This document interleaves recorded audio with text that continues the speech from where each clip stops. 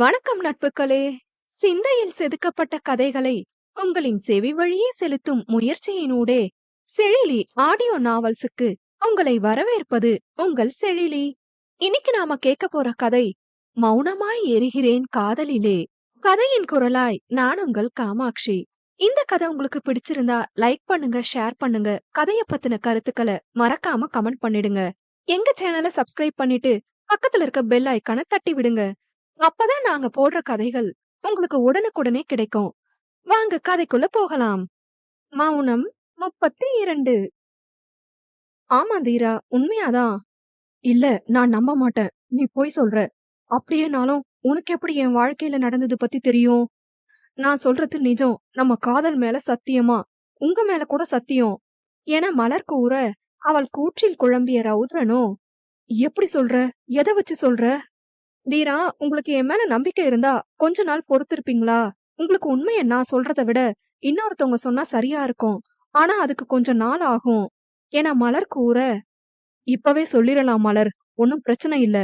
உண்மைய சொல்ல வேண்டிய நேரம் வந்துருச்சு என கூறியவாறு ஆயுஷ் வந்தான். வீல் சேரில் கங்காவை தள்ளியபடி கூடவே வல்லினாவும் வந்தாள். அவர்களை கண்டதும் அனைவருக்கும் அதிர்ச்சியுடன் கூடிய குழப்பம். ஆயுஷ், நீங்க எப்படிங்க என ரௌத்ரன் புரியாமல் முழிக்க, பிறகு அவன் அம்மாவை கண்டவன், அம்மாவுக்கு நினைவு திரும்பிருச்சா? எப்படிமா இருக்கீங்க? உடம்புக்கு இப்ப பரவாயில்லையா என அக்கறையாக விசாரித்தான். நல்லா இருக்கம்பா, நீ எப்படி இருக்க என கங்காவும் ரௌத்ரனை விசாரிக்க, உங்களுக்கு என்ன தெரியுமாமா என ரௌத்ரன் ஆச்சரியமாய் கேட்க, ஆயுஷ் எல்லாம் என்கிட்ட சொன்னாம்பா என கூறினார். பிறகு ஆயுஷோ, என்ன டிஎஸ்பி சார், எப்படி இருக்கீங்க? பார்த்து எவ்வளவு நாள் ஆச்சு? என்ன ஞாபகம் இருக்கா இல்ல மறந்துருச்சா என கேட்க, இதே வேறொரு நிலையில் ரௌத்ரன் இருந்திருந்தால் அவனை விட கெத்தாக பதில் கூறியிருப்பான். ஆனால் மனதில் பல கேள்விகள் ஓடிக்கொண்டிருக்க என்ன பேசுவது என்றே ரௌத்ரனுக்கு புரியவில்லை. அப்படியெல்லாம் இல்ல ஆயுஷ் என ரௌத்ரன் கூற, என்ன இது? இது ரௌத்ரனே இல்லையே. எங்க போச்சு உங்க கெத்து? உங்ககிட்ட எனக்கு பிடிச்ச அந்த ஆட்டிடியூட் எங்க போச்சு? ஓ, உண்மையை கூற வேண்டிய நேரம் வந்துருச்சுன்னு சொன்னேனே, என்ன உண்மைன்னு யோசிக்கிறீங்களோ என கேட்க, ரௌத்ரன் ஆமாம் என தலையசைத்தான். உண்மைய நான் சொல்றேன் என்று கங்கா கூற, ரௌத்ரனோ புரியாமல் பார்த்தான். உங்க அம்மாவை நீ கொல்லல ரௌத்ரா, கொன்னது கோவிந்தன் தான். அவன்தான் அநியாயமா உங்க அம்மாவை கொலை பண்ணி அந்த பழிய உன் மேல தூக்கி போட்டுட்டான் என கண்ணில் கடுங்கோபத்துடன் கங்கா கூற, ரௌத்ரன் அதிர்ந்தான். என்ன சொல்றீங்க? கோவிந்தன் அப்பாதான் அம்மாவை கொன்னாரா? அவனை அப்பான்னு சொல்லி உன்னையும் அம்மாவையும் கேவலப்படுத்தாத ரௌத்ரா. உங்களுக்கு எப்படி தெரியும்? உங்களுக்கும் எனக்கும் என்ன சம்பந்தம்? என் அம்மாவை பத்தி முன்னாடியே உங்களுக்கு தெரியுமா? கோவிந்தன் எப்படி உங்களுக்கு தெரியும்? ஐயோ, எனக்கு தலை வெடிக்குது.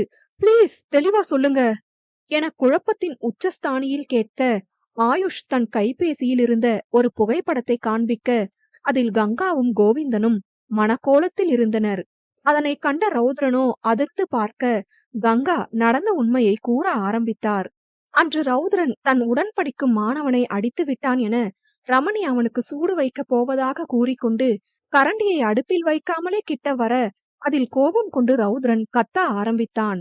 அந்த நேரம்தான் கோவிந்தன், எப்படியாவது இவளை கொல்லணும், என்ன பண்ணலாம் என யோசித்துக் கொண்டே வர, அப்பொழுதுதான் ரௌத்ரன் கத்திக் கொண்டிருந்தான். எதேர்ச்சியாக மேஜையை பார்க்க, அதில் கோவிந்தனின் போலீஸ்கார நண்பனின் துப்பாக்கி இருந்தது. சற்று நேரத்திற்கு முன்பு வீட்டிற்கு அவன் வந்து சென்ற போது துப்பாக்கியை மறந்து வைத்து விட்டு போய்விட்டான். ரௌத்ரனது கோபத்தையும் அந்த துப்பாக்கியையும் பார்த்த கோவிந்தனுக்கு ஒரு யோசனை வந்தது. துப்பாக்கியை வைத்து ரமணியை சுட்டு தள்ளிவிட்டு பழியை ரௌத்ரன் மேல் போட்டு விடலாம் என சிந்தித்து முதலில் ரௌத்ரனை கட்டையால் தலையில் அடித்தான். அதில் ரௌத்ரன் மயங்கி விழ, அதனை சற்றும் எதிர்பாராத ரமணி, என்ன பண்றீங்க? ரௌத்ரனை எதுக்கு அடிச்சீங்க? ரௌத்ரா, என்னடா ஆச்சு? உனக்கு என்ன பைத்தியமா?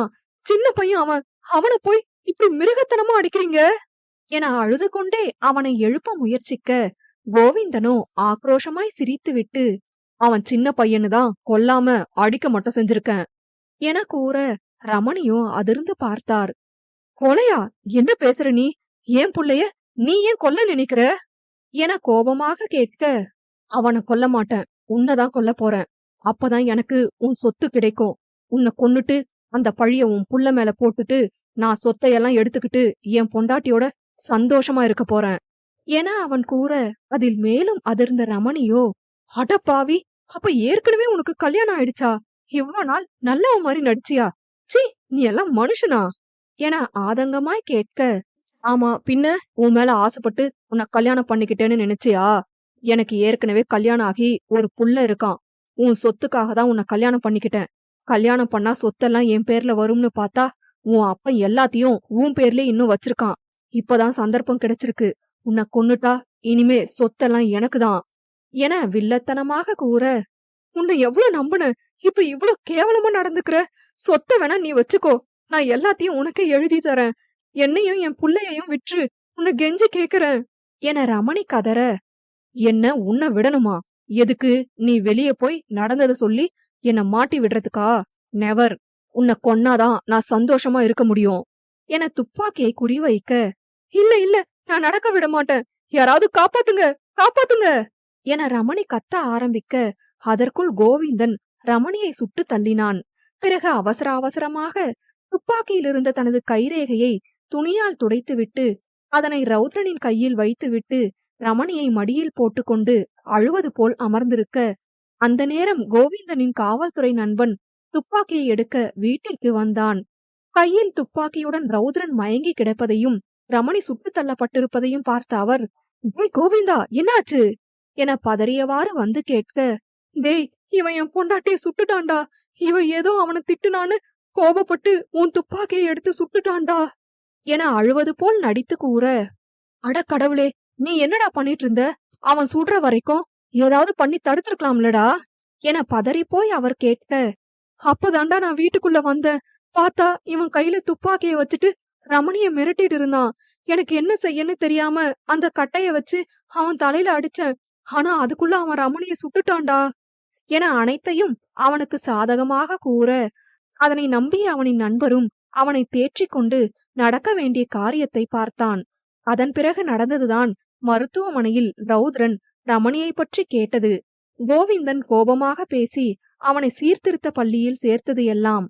அவ்வாறே ஒரு வாரம் சென்றிருக்க, சொத்தையெல்லாம் தன் பெயருக்கு மாற்றிவிட்டு கங்காவையும் ஆயுஷையும் ரமணியின் பெரிய பங்களாவுக்கு அழைத்து சென்று நிம்மதியான பணக்கார வாழ்க்கை வாழலாம் என நினைத்து கங்காவை அழைக்க, என்னங்க திடீர்னு எப்படி இவ்ளோ பணம் வந்தது? அந்த வீடு யாரோடது என கங்கா சந்தேகமாய் கேட்க, கங்காமா, அதெல்லாம் உனக்கு எதுக்கு? எல்லாம் என் உழைப்புல வந்த காசுதான். நாம இனிமே சந்தோஷமா பணக்கார வாழ்க்கை வாழலாம். இல்ல, நீங்க பொய் சொல்றீங்க. எனக்கு என்னமோ சந்தேகமா இருக்கு. இது நேர்மையான வழியில வந்த பணம் மாதிரி தெரியல. ஒழுங்கா உண்மைய சொல்லுங்க என விடாப்படியாக கேட்க, அதில் எரிச்சல் அடைந்த கோவிந்தனோ, ஏய், என்ன விட்டா ரொம்ப ஓவரா பேசிட்டே போற. இப்ப என்ன? ஆமா, அந்த பணம் நேர்மையா வரலதான். இப்ப என்ன பண்ண போற? என்னங்க நீங்க இப்படி பேசுறீங்க? நேர்மை இல்லாத இந்த பணம் நமக்கு வேணாங்க, திருப்பி கொடுத்துருங்க என அவள் கூற, அதில் சிரித்த கோவிந்தனோ, அடியே முட்டாள், இந்த சொத்துக்காக போன வாரம்தான் கஷ்டப்பட்டு ஒரு கொலை பண்ணிட்டு வந்திருக்கேன். இத போய் திருப்பி கொடுக்க சொல்ற? வந்ததை வச்சு வாழ கத்துக்கணும்டி. கொலையா? என்ன சொல்ற? கேவலம் பணத்துக்காக ஒரு உயிரை எடுத்திருக்க? நீ எல்லாம் மனுஷனா? யாரடா கொலை பண்ண? எப்படி வந்துச்சு இந்த பணம் உனக்கு என கேள்வியாய் ஆதங்கத்தில் கேட்க, ஓ, உனக்கு விஷயமே தெரியாதுல்ல என கூறியவாறு ஒரு பெட்டியிலிருந்து ரமணியின் புகைப்படத்தை எடுத்து கங்காவிடம் காண்பித்து, நான் அடிக்கடி மதுரைக்கு போறேன்னு சொல்லிட்டு போவன் தெரியுமா? அது இதுக்காகதான். என்ன பொறுத்தவரைதான் நீ என் பொண்டாட்டி. ஊர் உலகத்தை பொறுத்தவரை இந்த போட்டோல இருக்கிற என் மாமா மக ரமணி தான் எனக்கு பொண்டாட்டி. அதான் யாருக்கும் தெரியாம உன்னை கன்னியாகுமரியில இருக்க வச்சிருக்கேன். ஏதோ ஒரு விதத்துல அவ புருஷன் போய் சேர்ந்துட்டான். அப்ப முடிவு பண்ண, எப்படியாவது இந்த சொத்தை எல்லாம் நம்ம பேருக்கு மாத்தணும்னு. நல்லவ மாதிரி நடிச்சு நான் உன்னை கல்யாணம் பண்ணதையும் மறைச்சு ரமணிய 2வது கல்யாணம் பண்ணிக்கிட்டேன். அப்புறம்தான் தெரிஞ்சுது, என் மாமா சொத்தையெல்லாம் அவ முதல் புருஷனுக்கும் அவளுக்கும் பிறந்த அந்த ரௌத்ரன் பைய பேர்ல எழுதி வச்சுட்டு போய் சேர்ந்துட்டாரு. அவனுக்கு 8 வயசு முடிஞ்சாதான் அந்த சொத்து ரமணி பேருக்கு வரும். ஒருவேளை ரமணிக்கு ஏதாவது ஆனாதான் அது என் பேருக்கு வரும். காத்திருந்தேன் 8 வருஷமா, நடிச்சன் நல்லவன் மாறி. இப்பதான் அவனுக்கு 8 வயசு முடிஞ்சுது. ரமணிய கொல்லவும் சந்தர்ப்பம் கிடைச்சது. போட்டு தள்ளிட்டேன். அந்த பழிய அந்த ரௌத்ரன் பையன் மேல போட்டுட்டு அவனை ஜெயிலுக்கு அனுப்பிட்டேன். சொத்தம் என் பேருக்கு வந்துடுச்சு. இங்க பாரு, ஒழுங்கா வாய மூடிக்கிட்டு என் கூட வாழ்ந்தா சொகுசா நீ வாழலாம். இல்லனா அவளை போட்டு தள்ளின மாதிரி உன்னையும் போட்டு தள்ள எனக்கு ரொம்ப நேரம் ஆகாது என அவன் கூறி முடிக்க, கொலகார பாவி, உன்னை என்ன பண்ற பாரு. இப்பவே இந்த உண்மைய சொல்லி உனக்கு தண்டனை வாங்கி கொடுக்கறேன் என கூறிக்கொண்டு வெளியில் செல்ல போக, அதற்குள் கையில் கிடைத்ததை எடுத்து கங்காவை தலையிலேயே அடித்து விட்டான். அதன் பிறகுதான் அவனின் நண்பன் ஒருவனுக்கு அழைத்து கூறிக்கொண்டிருக்க, அப்பொழுதுதான் ஆயுஷ் வந்து பார்த்தான். அதன் பிறகு நடந்த அனைத்தையும் கூற, எல்லாம் கேட்ட ரௌத்ரன் ஸ்தம்பித்து நின்றான். கோவிந்தன் மேல் ரௌத்ரனுக்கு கொலைவெறி வந்தது. கண்களில் கோபம் கொப்பளிக்க, இப்ப அந்த கோவிந்தன் எங்க இருக்கான் என ஆக்ரோஷமாய் கேட்க, கோவிந்தன் சாப்பிடும் மூச்சு திணறல் மருந்தில் எலி மருந்து கலந்து கோவிந்தனை கொன்றது, அதன்பின் நடந்தது அனைத்தையும் ஆயுஷ் கூறினான். ஏனோ மனதில் இருந்த முழு பாரமும் குறைந்தது போன்ற உணர்வு ரௌத்ரனுக்கு. இத்தனை நாள் மனதை அழுத்திக் கொண்டிருந்த குற்ற உணர்வு காற்றோடு காற்றாக கலந்து காணாமல் போயிருந்தது. அப்ப நான் எங்க அம்மாவை கொல்லல, அப்படிதானே? என் மேல எந்த தப்பும் இல்லல்ல என ஆனந்த கண்ணீருடன் ரௌத்ரன் கேட்க, மாமாடா தம்பி, நீ காரணம் இல்ல, உன் மேல எந்த தப்பும் இல்ல என கூறிக்கொண்டே ஆயுஷ் ரௌத்ரனின் தோளை ஆதரவாக பற்றினான். அப்பொழுதுதான் ஆயுஷ் தனக்கு அண்ணன் என்பது நினைவு வர, அண்ணா என கூறிக்கொண்டு ஆயுஷை கட்டிக்கொண்டு அழுதான் ரௌத்ரன். அவனின் முதுகை தடவிவிட்டு, அழாதடா ரௌத்ரா, என் தம்பி எப்பவும் அழக்கூடாது என அவனின் கண்ணீரை துடைத்து விட்டான் ஆயுஷ். என்ன மன்னிச்சிருங்கண்ணா, உங்களை எதிர்த்து உங்களை ஜெயிலுக்கு அனுப்புனேன். ஆனா நீங்க எனக்கு நல்லது பண்ணிருக்கீங்க. இத்தனை வருஷமா என் மனசுக்குள்ள குத்திக்கிட்டு இருந்த காயத்தை போக்கிட்டீங்க என அழுது கொண்டே கூற, கங்காவோ, இல்லப்பா, நீயும் ஆயுஷுக்கு நல்லதுதான் பண்ணிருக்க. இத்தனை நாள் தப்பான முறையில சம்பாதிக்கிறோமேன்னு அவனுக்குள்ளேயும் குற்ற உணர்வு தான் இருந்திருக்கு. ஆனா உன்னாலதான் இப்ப அவன் நிம்மதியா இருக்கான். ஆனா உங்க 2 பேரோட நிம்மதிக்கும் காரணம் மலர் தான். அது மட்டும் இல்ல, நான் இவ்ளோ சீக்கிரம் நினைவு திரும்பினதுக்கும் மலர் ஒரு காரணம்தான் என கங்கா கூற, ரௌத்ரனோ புரியாமல் முழித்தான். பிறகு ராஜாவோ, ஆமா மச்சான், நீ உன் கதைய என்னைக்கு சொன்னியோ அப்போல இருந்தே மலருக்கு ஒரு நம்பிக்கை இருந்துச்சு, நீ உங்க அம்மாவை கொன்னிருக்க மாட்டேன்னு. அப்பதான் மலர் என்கிட்ட சொன்னா, அவளுக்கு இதுல ஏதோ சந்தேகம் இருக்கிறதா, இத பத்தின உண்மைய கண்டுபிடிக்கலாம்னு ஏதாவது துப்பு கிடைக்குதான்னு உன்னோட ரூம வந்து தேடணும். அப்பதான் உன்னோட டைரி கிடைச்சது. அதுல நீ கூடிய சீக்கிரம் உங்க அம்மா கூடவே போய் சேர்ந்துருவேன்னு எழுதி இருந்த. அத பார்த்து எனக்கும் மலருக்கும் ஒரே அதிர்ச்சி. அதுல உன் அம்மா போட்டோ மட்டும்தான் இருந்துச்சு, வேற ஏதும் இல்ல. அன்னையில இருந்து எப்படியாவது உன் அப்பா பத்தி கண்டுபிடிக்கணும்னு முடிவு பண்ணிதான் கோயம்புத்தூர் போனா. ஆனா அங்க போய் எப்படி இதெல்லாம் கண்டுபிடிச்சான்னு தான் எனக்கு தெரியல என ராஜா கூற, அவன் விட்டதிலிருந்து கார்த்திக் கூற ஆரம்பித்தான். அன்று மோதிரம் உருண்டு ஓடியது, ரமணியின் புகைப்படத்தை பார்த்தது, பின் ஆயுஷிடம் அவரை பற்றி விசாரித்தது, ஆயுஷிடம் நடந்த அனைத்தையும் கூறியது என அனைத்தையும் கார்த்திக் கூறினான். ரௌத்ரனோ மலரை வலியுடன் பார்த்தான். எனக்காக இவ்ளோ செஞ்ச உன்னையாடி நான் காயப்படுத்தின என கனத்த மனதுடன் பார்க்க, மலரோ அவனை பார்க்க கூட இல்லை. பிறகு மலரோ ஆயுஷிடம், ஆனா நான் கங்கா அம்மா கிட்ட எதுவுமே இன்னும் சொல்லலையே, உங்ககிட்ட கூட இதுதான் என்னோட திட்டம்னு எதுவுமே சொல்லலையே, எப்படி சரியான நேரத்துக்கு கூட்டிட்டு வந்தீங்க என புரியாமல் கேட்க, ஆயுஷோ, அன்னைக்கு எனக்கு புரிஞ்சுது மலர், நீ அம்மா வாயாலதான் ரௌத்ரனுக்கு உண்மையை சொல்லணும்னு நினைக்கிறீங்கன்னு. அதான் நீங்களே அம்மா கிட்ட அத பத்தி பேசுவீங்கன்னு பொறுமையா இருந்தேன். ஆனா நேத்து திடீர்னு கிளம்பி இங்க வந்ததா கேள்விப்பட்டேன். என்ன பிரச்சனையா இருக்கும், ஒருவேளை என் தம்பிக்கு எதுவும் பிரச்சனையான்னு தோணுச்சு. அதான் டாக்டர் கிட்ட கேட்டுட்டு நேத்து நைட்டே அம்மாவையும் வல்லினாவையும் கூட்டிட்டு கிளம்பிட்டேன். வர வழியில அம்மாக்கு எல்லாத்தையும் சொல்லிட்டேன். இங்க வந்து கார்த்திக் கால் பண்ண, அவர் அட்டன் பண்ணிட்டாரு. ஆனா அவர் பேசல. ராஜா குரல் தான் கேட்டுது. ஏதோ உண்மைய சொல்லுன்னு ரௌத்ரன் கிட்ட கேட்டுட்டு இருந்தாரு. தெரியாம கார்த்திக் அட்டன் பண்ணிட்டாரு. நான் கால் பண்ணத கார்த்திக் கவனிக்கலன்னு தெரிஞ்சது என கூற, அப்பொழுதுதான் கார்த்திக் தனது மொபைல் எடுத்து பார்க்க, அதில் ஆயுஷின் அழைப்பு இன்னும் துண்டிக்கப்படாமல் அப்படியே இருந்தது. அட ஆமா, ஆயுஷ் சார் கால் இன்னும் கட் ஆகாம அப்படியே இருக்கு என கார்த்திக் கூற, ஆயுஷ் மேலும் கூறலானான்.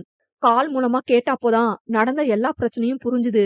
இப்போ உண்மையை சொல்ல வேண்டிய நேரம் வந்துருச்சுன்னு நினைச்சு கார்த்திக் நம்பரை ட்ராக் பண்ணி இந்த இடத்துக்கு வந்தோம் என ஆயுஷ் கூறி முடித்தான். அனைவருக்கும் ஆயுஷின் யூகத்தை நினைத்து ஆச்சரியமாய் இருந்தது. வாவ், கிரேட் ஆயுஷ், எப்படி உண்மைய சொல்லன்னு முழிச்சிட்டு இருந்தேன். சரியான சமயத்துல உதவி பண்ணிருக்கீங்க. இதுல என்ன இருக்கு மலர், உன் காதலுக்காக நீ எவ்ளோ ரிஸ்க் எல்லாம் எடுத்திருக்க. உன்னோட மச்சாங்கிற முறையில நான் இத கூட பண்ணலனா எப்படி என கூறி விட்டு சிரிக்க, ஓ அப்படிங்களா மச்சான், சரிங்க மச்சான் என கூறி மலரும் சிரித்தாள். அனைவருமே சிரிக்க, ரௌத்ரன் மட்டும் மலரை பாவமாக பார்த்தான். ஆனால் மலரோ ரௌத்ரனை தெரியாமல் கூட பார்க்கவில்லை. மெதுவான குரலில் ரௌத்ரன், நிதி என கெஞ்சலாக அழைக்க, அதுவரை சிரித்துக் கொண்டிருந்த மலர் சிரிப்பதை நிறுத்திவிட்டு ரௌத்ரனை ஒரு பார்வை பார்த்தாள். சொல்லுங்க ரௌத்ரன், எதுக்கு கூப்பிட்டீங்க என அந்நியமாக கேட்க, அவளின் தீரா என்ற அழைப்பு காணாமல் போனதில் மலர் தன்மேல் கடுங்கோபத்தில் இருக்கிறாள் என புரிந்து கொண்டான் ரௌத்ரன். பதில் கூற முடியாமல் ரௌத்ரன் திணற, கூப்பிட்டுட்டு அமைதியா இருந்தா என்ன அர்த்தம் மிஸ்டர் ரௌத்ரன்? ஏதும் சொல்லணுமா ரௌத்ரன்? இல்ல ஏதும் கேட்கணுமா ரௌத்ரன் என வார்த்தைக்கு வார்த்தை ரௌத்ரன் என கூறி கேட்க, அடியே நீ அவர் மேல கோவமா இருக்க, அதனால ரௌத்ரன்னு கூப்பிடுறேன்னு நல்லாவே தெரியுது. அதுக்காக இப்படி ஒவ்வொரு தடவையும் சொல்லி காமிக்காத என கார்த்திக் அவளை கிண்டல் செய்ய, உங்க எல்லாருக்கும் புரியும்டா, ஆனா புரிய வேண்டிய சிலருக்கு எல்லாமே லேட்டா தானே புரியும், அதான் அழுத்தி சொல்றேன் என கூறிவிட்டு ரௌத்ரனை அலட்சிய பார்வை பார்க்க, ரௌத்ரனுக்கு சுருக்கென தைத்தது போன்று இருந்தது. பிறகு ஆயுஷோ, சரி இங்க ஒரு பனிப்போர் நடந்துட்டு இருக்குது, வாங்க நாம எல்லாரும் கிளம்பலாம் என மலர் மற்றும் ரௌத்ரனை கிண்டல் செய்வது போல் கூறிவிட, ராஜாவோ, சரியா சொன்னீங்க ஆயுஷ், எனக்கு ஜலதோஷம் புடிச்சுக்கும் அப்புறம் என ராஜாவும் அவனுடன் சேர்ந்து கொள்ள, அதில் கடுப்பான மலரோ, ராஜாண்ணா நீங்களும் மச்சான் கூட சேர்ந்துகிட்டு தங்கச்சிய கிண்டலா பண்றீங்க, இருங்க உங்க 2 பேருக்கும் ஏதாவது ஆப்பு வைக்கிறேன் என முறைத்து கொண்டு கூற, சரி சரி முறைக்காதமா, நான் எஸ்கேப் என மலர் கூப்பிட கூப்பிட கண்டு கொள்ளாமல் அனைவரும் மலரையும் ரௌத்ரனையும் மட்டும் தனியே விட்டு சென்றனர். கார்த்திக்கும் அவர்களுடனே சென்றுவிட, மலரோ அவனை மனதினுள் வறுத்தெடுத்து கொண்டிருந்தாள். ரௌத்ரனுக்கோ மன்னிப்பு கேட்க கூட மனம் வரவில்லை. காரணம், மன்னிப்பு கேட்டுவிட்டால் மட்டும் அவள் சமாதானம் ஆகிவிடுவாளா? மன்னிப்பு கேட்டதும் சரியாகிவிடும் அளவிற்கா அவளுக்கு காயங்களை கொடுத்திருக்கிறான்? மலரோ அங்கே ரௌத்ரன் என்பவன் அருகில் நிற்கிறான் என கூட கண்டு கொள்ளாமல் அங்கிருந்த மலைகளை வேடிக்கை பார்த்து கொண்டிருந்தாள். மனதை திடப்படுத்திக் கொண்டு ரௌத்ரன், நிதின்னா என ஏதோ பேச வர, அதற்குள் மலரோ, சாரி மிஸ்டர் ரௌத்ரன், எனக்கு கொஞ்சம் தலைவலிக்குது, நான் வீட்டுக்கு போறேன் என கூற, அவள் தன்னை தவிர்க்கிறாள் என ரௌத்ரனுக்கு நன்கு புரிந்தது. பிறகு, சரி வா வீட்டுக்கு போலாம், நானே உன்னை டிராப் பண்றேன் என கூற, அவளோ, அச்சச்சோ என்ன ரௌத்ரன் நீங்க, உங்களோட கொள்கைய மறந்துட்டீங்க, உங்க பாட்டி உங்க தங்கச்சியை தவிர எந்த பொண்ணையும் உங்க வண்டியில ஏத்த மாட்டீங்களே, மறந்துட்டீங்களா என வேண்டுமென்றே அவன் கூறியதை அவனுக்கே கூறி காட்ட, அதில் ரௌத்ரனுக்கு அவன் மீதே கோபம் வந்தது. எந்த அளவுக்கு அவளை காயப்படுத்தி இருந்தா இந்த அளவுக்கு அது அவன் மனசுல பதிஞ்சிருக்கும் என அவளை நினைத்துதான் வருந்தினான். அவனின் முக வாட்டத்தை கண்டு மலருக்கு கஷ்டமாக இருந்தாலும் அவனை முழுமையாக மாற்ற இதுதான் வழி என நினைத்து கொண்டு, அதனால நான் என்னோட ஸ்கூட்டிலேயே போறேன், வர மிஸ்டர் ரௌத்ரன் என கூறிவிட்டு, மவன இனிமேதான் இருக்கு உனக்கு கச்சேரியே, இனிமே இந்த ஈஃபில் டவர் என்கிட்ட என்னெல்லாம் பாடுபட போகுதோ, எத்தனை நாள் என்ன உன் பின்னாடி அலைய வச்ச, இனிமே இது உன் டர்ன், நீ வந்துதான் ஆகணும் ராசா என மனதில் நினைத்து குத்தாட்டம் போட்டுவிட்டு வண்டியை கிளப்ப, ரௌத்ரனோ தீர்க்கமாக ஒரு முடிவெடுத்து அவளின் பின்னே தன் வண்டியை எடுத்துக்கொண்டு பின்தொடர்ந்தான். அதனை கண்ணாடி வழியே பார்த்த மலரோ, ஆஹா பயவுள்ள இப்பவே நம்ம பின்னாடி வர ஆரம்பிச்சிருச்சு, மலரு இனிமே உன் காட்டுல மழை தாண்டி என நினைத்து கொண்டே உற்சாகமாய் சென்றாள்.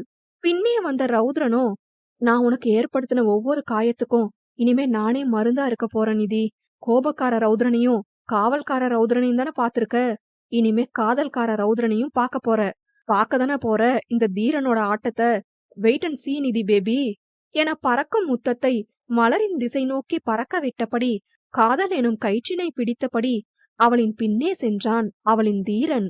சிறிது தூரம் சென்ற மலரின் ஸ்கூட்டி திடீரென நின்றுவிட, என்னாச்சு இந்த வண்டிக்கு என மனதில் நினைத்தபடி ஸ்கூட்டியை விட்டு இறங்கியபடி பார்க்க, அவளின் பின்னே வந்து கொண்டிருந்த ரௌத்ரனோ, என்னாச்சு நிதி, ஏதும் பிரச்சனையா, நான் என்னன்னு பாக்குறேன் தள்ளு என கேட்டபடி அருகில் வர, அவளோ, ஹலோ இது ஏன் வண்டி, என்னாச்சுன்னு நானே பாத்துக்கிறேன், உங்க ஹெல்ப் ஒன்னும் தேவையில்ல என சிலுப்பிக் கொள்ள, பாரேன் இந்த குட்டி பிசாசுக்கு திமிர, இருடி நானும் பாக்கதானே போறேன் நீ என்ன பண்றன்னு என மனதில் நினைத்துவிட்டு அவனின் பைக்கில் சாய்ந்து ஸ்டைலாக கைகளை கட்டிக்கொண்டு அவள் செய்வதை பார்த்து கொண்டிருந்தான். அவளோ முடிந்த அளவு எல்லாம் செய்து பார்த்தாள். ஆனால் ஸ்கூட்டி ஸ்டார்ட் ஆகவே இல்லை. ஐயோ இந்த ஈஃபில் டவர் கிட்ட வேற பெருசா கெத்தா பேசிட்டோம், இப்ப அசிங்கப்பட போறோம் என மனதில் நினைத்துவிட்டு தயக்கமாக நிமிர்ந்து ரௌத்ரனை மலர் பார்க்க, அவனோ உதடு மடித்து சிரித்தபடி நக்கலாக அவளை பார்த்தான். அந்த செயலை மலரால் ரசிக்காமல் இருக்க முடியவில்லை. அவளை மீறி சிறிது நேரம் அவனையே அவள் பார்க்க, அதனை அறிந்தவனோ, என்ன நிதி, என்ன சைட் அடிக்கிறியா? அடிச்சுக்கோ அடிச்சுக்கோ, உனக்கு எல்லா உரிமையும் இருக்கு என நக்கலாக சிரித்தபடியே கூற, அவனின் பேச்சில் தன்னிலை அடைந்தவளோ, ச்சே, பெருசா வீராப்பா பேசிட்டு இப்படியா பார்த்து வைப்போம், போச்சு, ஐயோ நக்கலா வேற பாக்குறாரே, சரி சமாளிப்போம் என நினைத்து விட்டு, அதெல்லாம் ஒண்ணுமில்ல, நீங்களா ஏதாவது நினைக்காதீங்க மிஸ்டர் ரௌத்ரன். சரி சரி, நீங்க ரொம்ப கெஞ்சி கேட்டதுனால என் ஸ்கூட்டிக்கு என்ன ஆச்சுன்னு பாக்க பெர்மிஷன் கொடுக்கறேன், சீக்கிரம் பார்த்து சொல்லுங்க என கெத்தாக கூற, அவனோ வந்த சிரிப்பை அடக்கிக் கொண்டு, ஓ சரிங்க மேடம் என கூறியபடி வண்டியின் அருகில் வந்து பார்க்க, சிறிது நேரம் கழித்து மலரை பாவமாக பார்த்தான். அவளோ, என்னாச்சு மிஸ்டர் ரௌத்ரன், உங்களாலையும் முடியலையா? சரி விடுங்க, நானே பாத்துக்கிறேன் என கூற, அவனோ, என்னாலன்னு இல்ல, யார் வந்து பார்த்தாலும் ஸ்கூட்டி ஓடாது. ஏன், என் ஸ்கூட்டிக்கு என்னாச்சு என புரியாமல் கேட்க, ஆமா, எந்த ஸ்கூட்டியா இருந்தாலும் பெட்ரோல் போட்டாதானே ஓடும் என கூறிவிட்டு நமட்டு சிரிப்பு சிரிக்க, ஆட கடவுளே, மண்டை மேல உள்ள கொண்டைய மறந்துட்டோமே என தன்னைத்தானே நொந்துவிட்டு சுற்றி முற்றி ஏதாவது ஆட்டோ வருகிறதா என தேட, நிதி, இங்க ஆட்டோ எல்லாம் வராது, இது சிட்டிக்கு அவுட்டர், இப்ப நீ என் கூட தான் வந்தாகணும், எப்படியும் நடந்து கூட போவேனே தவிர உங்க கூட வரமாட்டேன், ப்ளீஸ் நிதி, என் கூட வரமாட்டியா என அவன் பாவமாக கேட்க, மலரோ வேறு வழியும் இல்லாததால் அவனுடன் போக சம்மதித்தாள். சிறு சிரிப்புடன் பைக்கில் ரௌத்ரன் ஏற, மலரோ, நல்லா முன்னாடி தள்ளி உட்காருங்க, இதுக்கு மேல தள்ளணும்னா நான் பெட்ரோல் டேங்க்ல தான் போய் உட்காரணும் என அவள் அன்று கூறியதை போல் கூற, அவளோ, பெட்ரோல் டேங்க்ல உட்கார்ந்து ஓட்டுறது உங்களுக்கு என்ன புதுசா என அவள் கேட்டுவிட்டு பின்னே இடைவெளி விட்டு ஏறி அமர்ந்தாள். அவள் சாதாரணமாக கூறினாலும் அவள் கூறும் ஒவ்வொன்றும் அவனின் மனதை ஊசியாய் துளைத்தது. எனக்கு இது தேவைதான், இப்படிதானே அவளுக்கும் இருந்திருக்கும். ஒவ்வொரு தடவை அவளை காயப்படுத்தும் போது, என் நிதி பாவம், நீ என்ன காயப்படுத்தினாலும் இனிமே நான் உன்னை விட்டு போக மாட்டேன் நிதி என மனதில் நினைத்தபடியே எதுவும் கூறாமல் அமைதியாய் வண்டியை எடுத்தான். வீடு வரும் வரை இருவருமே ஏதும் பேசிக்கொள்ளவில்லை. வீடு வந்ததும் மலர் இறங்க, நிதி என்று அழைத்தான் பாவமாக.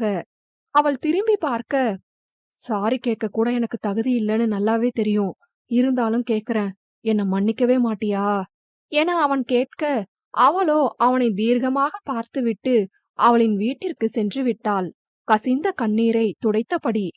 பிறகு ஏதோ சிந்தித்தவன் தன் வீட்டினுள் நுழைந்தான். அங்கே ரௌத்ரன் வீட்டில் ஆயுஷ், கங்கா, வல்லினா, ராஜா, அர்ஷு மற்றும் மங்களம் பாட்டி அமர்ந்து சிரித்து பேசிக் கொண்டிருந்தனர். வந்த உடனே அர்ஷுவுக்கும் பாட்டிக்கும் நடந்த அனைத்தையும் ராஜா கூறிவிட, பிரச்சனை முடிந்த நிம்மதியில் அனைவரும் மகிழ்ச்சியாயிருந்தனர். அதனை கண்டதும் ரௌத்ரனுக்கு கண் கலங்கியது. எனக்காக யோசிக்க இத்தனை பேர் இருந்தோம், இவ்ளோ நாள் ஒரு அனாத மாதிரிதான் இருந்திருக்கேன் என நினைத்தபடி நின்று பார்த்து கொண்டிருந்தான்.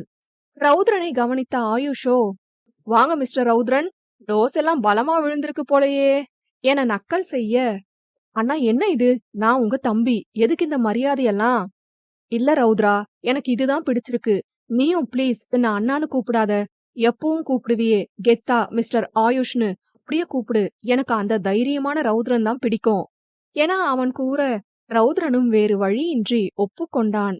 பிறகு, சரி அப்ப எல்லாரும் என் கூடவே கோயம்புத்தூர் வந்துருங்களேன், எல்லாரும் ஒன்னாவே இருக்கலாம், அம்மா, 2 தங்கச்சிங்க, என் தம்பி ரௌத்ரன், மச்சான் ராஜா, இத்தனை பேர் இருக்கீங்க, எல்லாரும் சேர்ந்து ஒன்னா இருக்கலாம் என ஆயுஷ் கூப்பிட, ரௌத்ரனோ மறுத்து விட்டான்.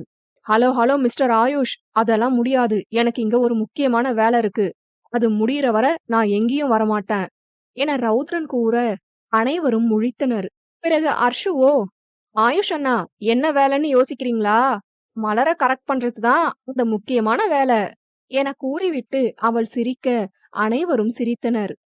ஏ வாளு உன்ன என திட்டியபடி அவளின் காதை பிடித்து ரௌத்ரன் திருக, அர்ஷுவின் கண்கள் கலங்கின. அவனை கண்டு பதறிய ரௌத்ரனோ, அர்ஷு சாரிமா, ரொம்ப வலிக்குதா, நான் சும்மாதான் பண்ணேன் என தான் அவளின் காதை திருகியதால் ஏற்பட்ட வலியில்தான் கண் கலங்குகிறாளோ என கேட்க, இல்லனா, நீ இப்பதான் முதல் தடவை இந்த மாதிரி சிரிச்சு ஜாலியா கிண்டலா பேசுற என்கிட்ட, இதுக்கு முன்னாடி இந்த மாரி எல்லாம் இருந்ததில்ல. இப்படி உன்னை பார்க்க எவ்ளோ சந்தோஷமா இருக்கு தெரியுமா? என அவள் கூற, அவள் கூற்றில் இப்பொழுது ரௌத்ரன் கண் கலங்கினான். எல்லாரும் என்ன மன்னிச்சிருங்க. எல்லாரையும் நான் ரொம்பவே காயப்படுத்தியிருக்கேன்ல என ரௌத்ரன் உணர்ந்து கேட்க, ராஜாவோ, டேய் ரௌத்ரா, நீ என்ன தெரிஞ்சா செஞ்ச எல்லாம்? எந்த அளவுக்கு அந்த குற்ற உணர்ச்சி இருந்தா நீ இந்த மாதிரி எல்லாம் பண்ணிருப்ப? எங்களால அத கூட புரிஞ்சுக்க முடியாமையா இருக்கும். விடுடா, அதான் எல்லா பிரச்சனையும் முடிஞ்சிருச்சு. இனிமே எல்லாம் நல்லதாவே நடக்கும் என ஆறுதல் கூற, கங்காவோ, ஆமா ரௌத்ரா, பசங்களுக்கு அம்மானா பொதுவா ரொம்ப பிடிக்கும்.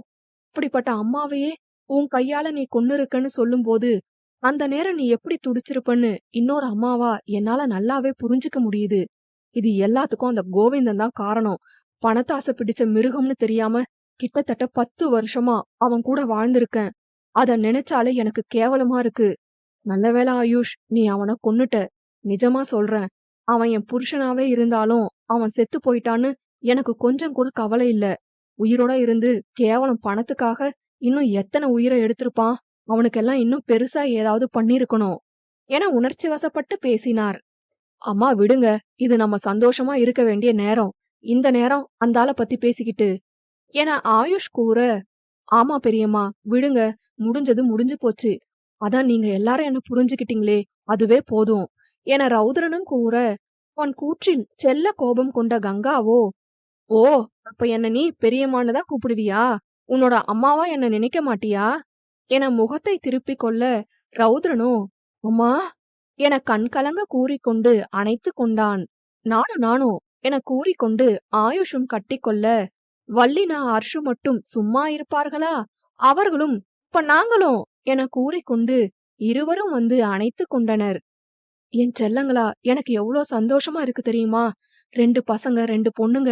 இந்த உலகத்திலேயே நான் தான் ரொம்ப சந்தோஷமானவ. என் பிள்ளைய என்னால பாராட்டி சீராட்டி வளர்க்க முடியலையேன்னு ரொம்ப வருத்தப்பட்டேன். இனிமே அந்த கவலை இல்ல என கண்கலங்க கூற, அங்கே ஓர் பாச போராட்டமே நடந்து கொண்டிருந்தது. அதனை மகிழ்ச்சியாய் பார்த்து கொண்டிருந்த ராஜாவோ, ஆனந்த கோயிலின் பாட்டு தினம் எங்களின் வீட்டுக்குள்ளே என பாட ஆரம்பிக்க, அதனை கேட்ட அனைவரும் மிக்க மகிழ்ச்சியாக பாட ஆரம்பித்தனர் கோரஸாக. ஆனந்த கோயிலின் பாட்டு தினம் எங்களின் வீட்டுக்குள்ளே என அனைவரும் பாட, அதனை கேட்டு கங்காவிற்கு மகிழ்ச்சி பொங்கியது. பூமி எங்கும் கண்டதில்லை பாசத்தை உன் போலே, வேறெதுவும் தேவையில்லை அன்புக்கு முன்னாலே என ரௌத்ரனும் ஆயுஷும் சேர்ந்து பாட, அடுத்த வரி, இந்த சொந்தங்கள் போதுமே, எங்கள் இன்பங்கள் கூடுமே, அன்பேனும் தீபம் ஏற்றிய வீடும் தெய்வத்தின் ஆலயம்தான், வீடு என்றால் மூற்றம் என்பார், வீடு கண்டோம் நேசத்திலே என கங்கா பாசமாய் பாடினார். பிறகு அர்ஷுவும் வல்லினாவும், அன்பினிலே அன்பினிலே ஆலயம் கண்டேனே, அண்ணன்களின் கைகளிலே தீபமும் நான் தானே என ஆயுஷ் மற்றும் ரௌத்ரனை கட்டிக்கொண்டு பாட, அவர்கள் அன்பில் திளைத்த இருவரும், பாசத்திலே வாசம் தரும் பூவனம் நீதானே என அண்ணன்கள் இருவரும் தங்கைகளை பார்த்து பாட, மீண்டும் தங்கைகள், சிலர் வேதம் பாடலாம், சிலர் கீதை தேடலாம், நான் கண்ட வேதம் நான் கண்ட கீதை அண்ணனின் வார்த்தைகள் தான் என மீண்டும் தங்களது பாசத்தில் அண்ணன்களை திளைக்க வைத்தனர். பிறகு பாசநீலா தேய்ந்திடுமா என அவர்களின் பாச போராட்டத்தை பார்த்த ராஜா பாட, இறுதியாக மங்களம் பாட்டி, ஆனந்த கோயிலின் பாட்டு தினம் எங்களின் வீட்டுக்குள்ளே என கண்கலங்கி நிறைவான மனதுடன் பாட, பிறகு அனைவரும் சேர்ந்து, கனிகள் தித்திப்பா கவிதை தித்திப்பா அது அன்பை விட தித்திப்பா என பாடி முடித்தனர். அனைவரது மனதிலும் அவ்வளவு ஆனந்தம் இருந்தது. இப்படியே மகிழ்ச்சியா கடைசி வரை இருந்துடணும் என அனைவரும் வேண்டினர் கடவுளிடம். பிறகு ராஜாவோ, நம்ம இவ்ளோ சந்தோஷமா இப்ப இருக்கோம்னா அதுக்கு மலர் தானே காரணம். அவ மட்டும் உன்னை பத்தி கண்டுபிடிக்காம இருந்திருந்தா இதெல்லாம் நம்ம அனுபவிச்சிருப்போமா என நினைத்து பெருமையாக கூற, அதனை ஆமோதித்த ஆயுஷும், ஆமா ராஜா, சரியா சொன்னீங்க. எனக்கு மலரோட காதல நினைச்சு ரொம்பவே வியப்பா இருக்கு. அவ காதல ரௌத்ரன் நிராகரிச்சோம் மனச தளர விடாம ரௌத்ரன் மனசுல உள்ள குற்ற உணர்வ எப்படியாச்சும் போக்கிரணும்னு போராடி இருக்கா. ஷீ இஸ் ரியலி கிரேட் என அவளை பாராட்ட, ரொம்ப சரியா சொன்னப்பா. மலர் மாதிரி ஒரு பொண்ணு கிடைக்க ரௌத்ரன் கொடுத்து வச்சிருக்கணும்.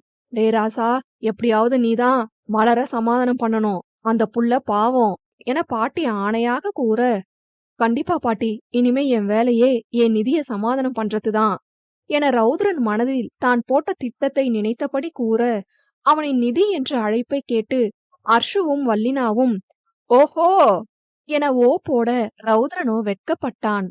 என்ன மிஸ்டர் ரௌத்ரன், உங்க ஆளை கரெக்ட் பண்றதுக்கு ஏதோ பெருசா பிளான் வச்சிருக்கீங்க போலயே என ஆயுஷ் கேட்க, எஸ் மிஸ்டர் ஆயுஷ், வழக்கம் போல என்ன கரெக்டா கெஸ் பண்ணிட்டீங்க என ரௌத்ரன் சிரித்தபடி கூறினான். டே மச்சான், என்னடா பிளான் வச்சிருக்க என ராஜா கேட்க, ரௌத்ரனோ வெயிட் அண்ட் சி என கூறியபடி தனது அறைக்கு சென்றான். அப்படி என்ன பண்ண போறான் என்ற கேள்வியே அனைவரது மனதிலும் ஓடியது. அங்கே மலர் வீட்டிற்குள் செல்ல வெங்கடேசன் கோபமாய் அமர்ந்திருந்தார். கார்த்திக்கும் சுப்புவும் என்ன செய்வது என அறியாமல் முழித்துக் கொண்டிருந்தனர். உள்ளே நுழைந்த மலரை கண்ட வெங்கடேசனோ உடனே எழுந்து, வாமா, முடிவா சொல்லிட்டு வந்துட்டியா?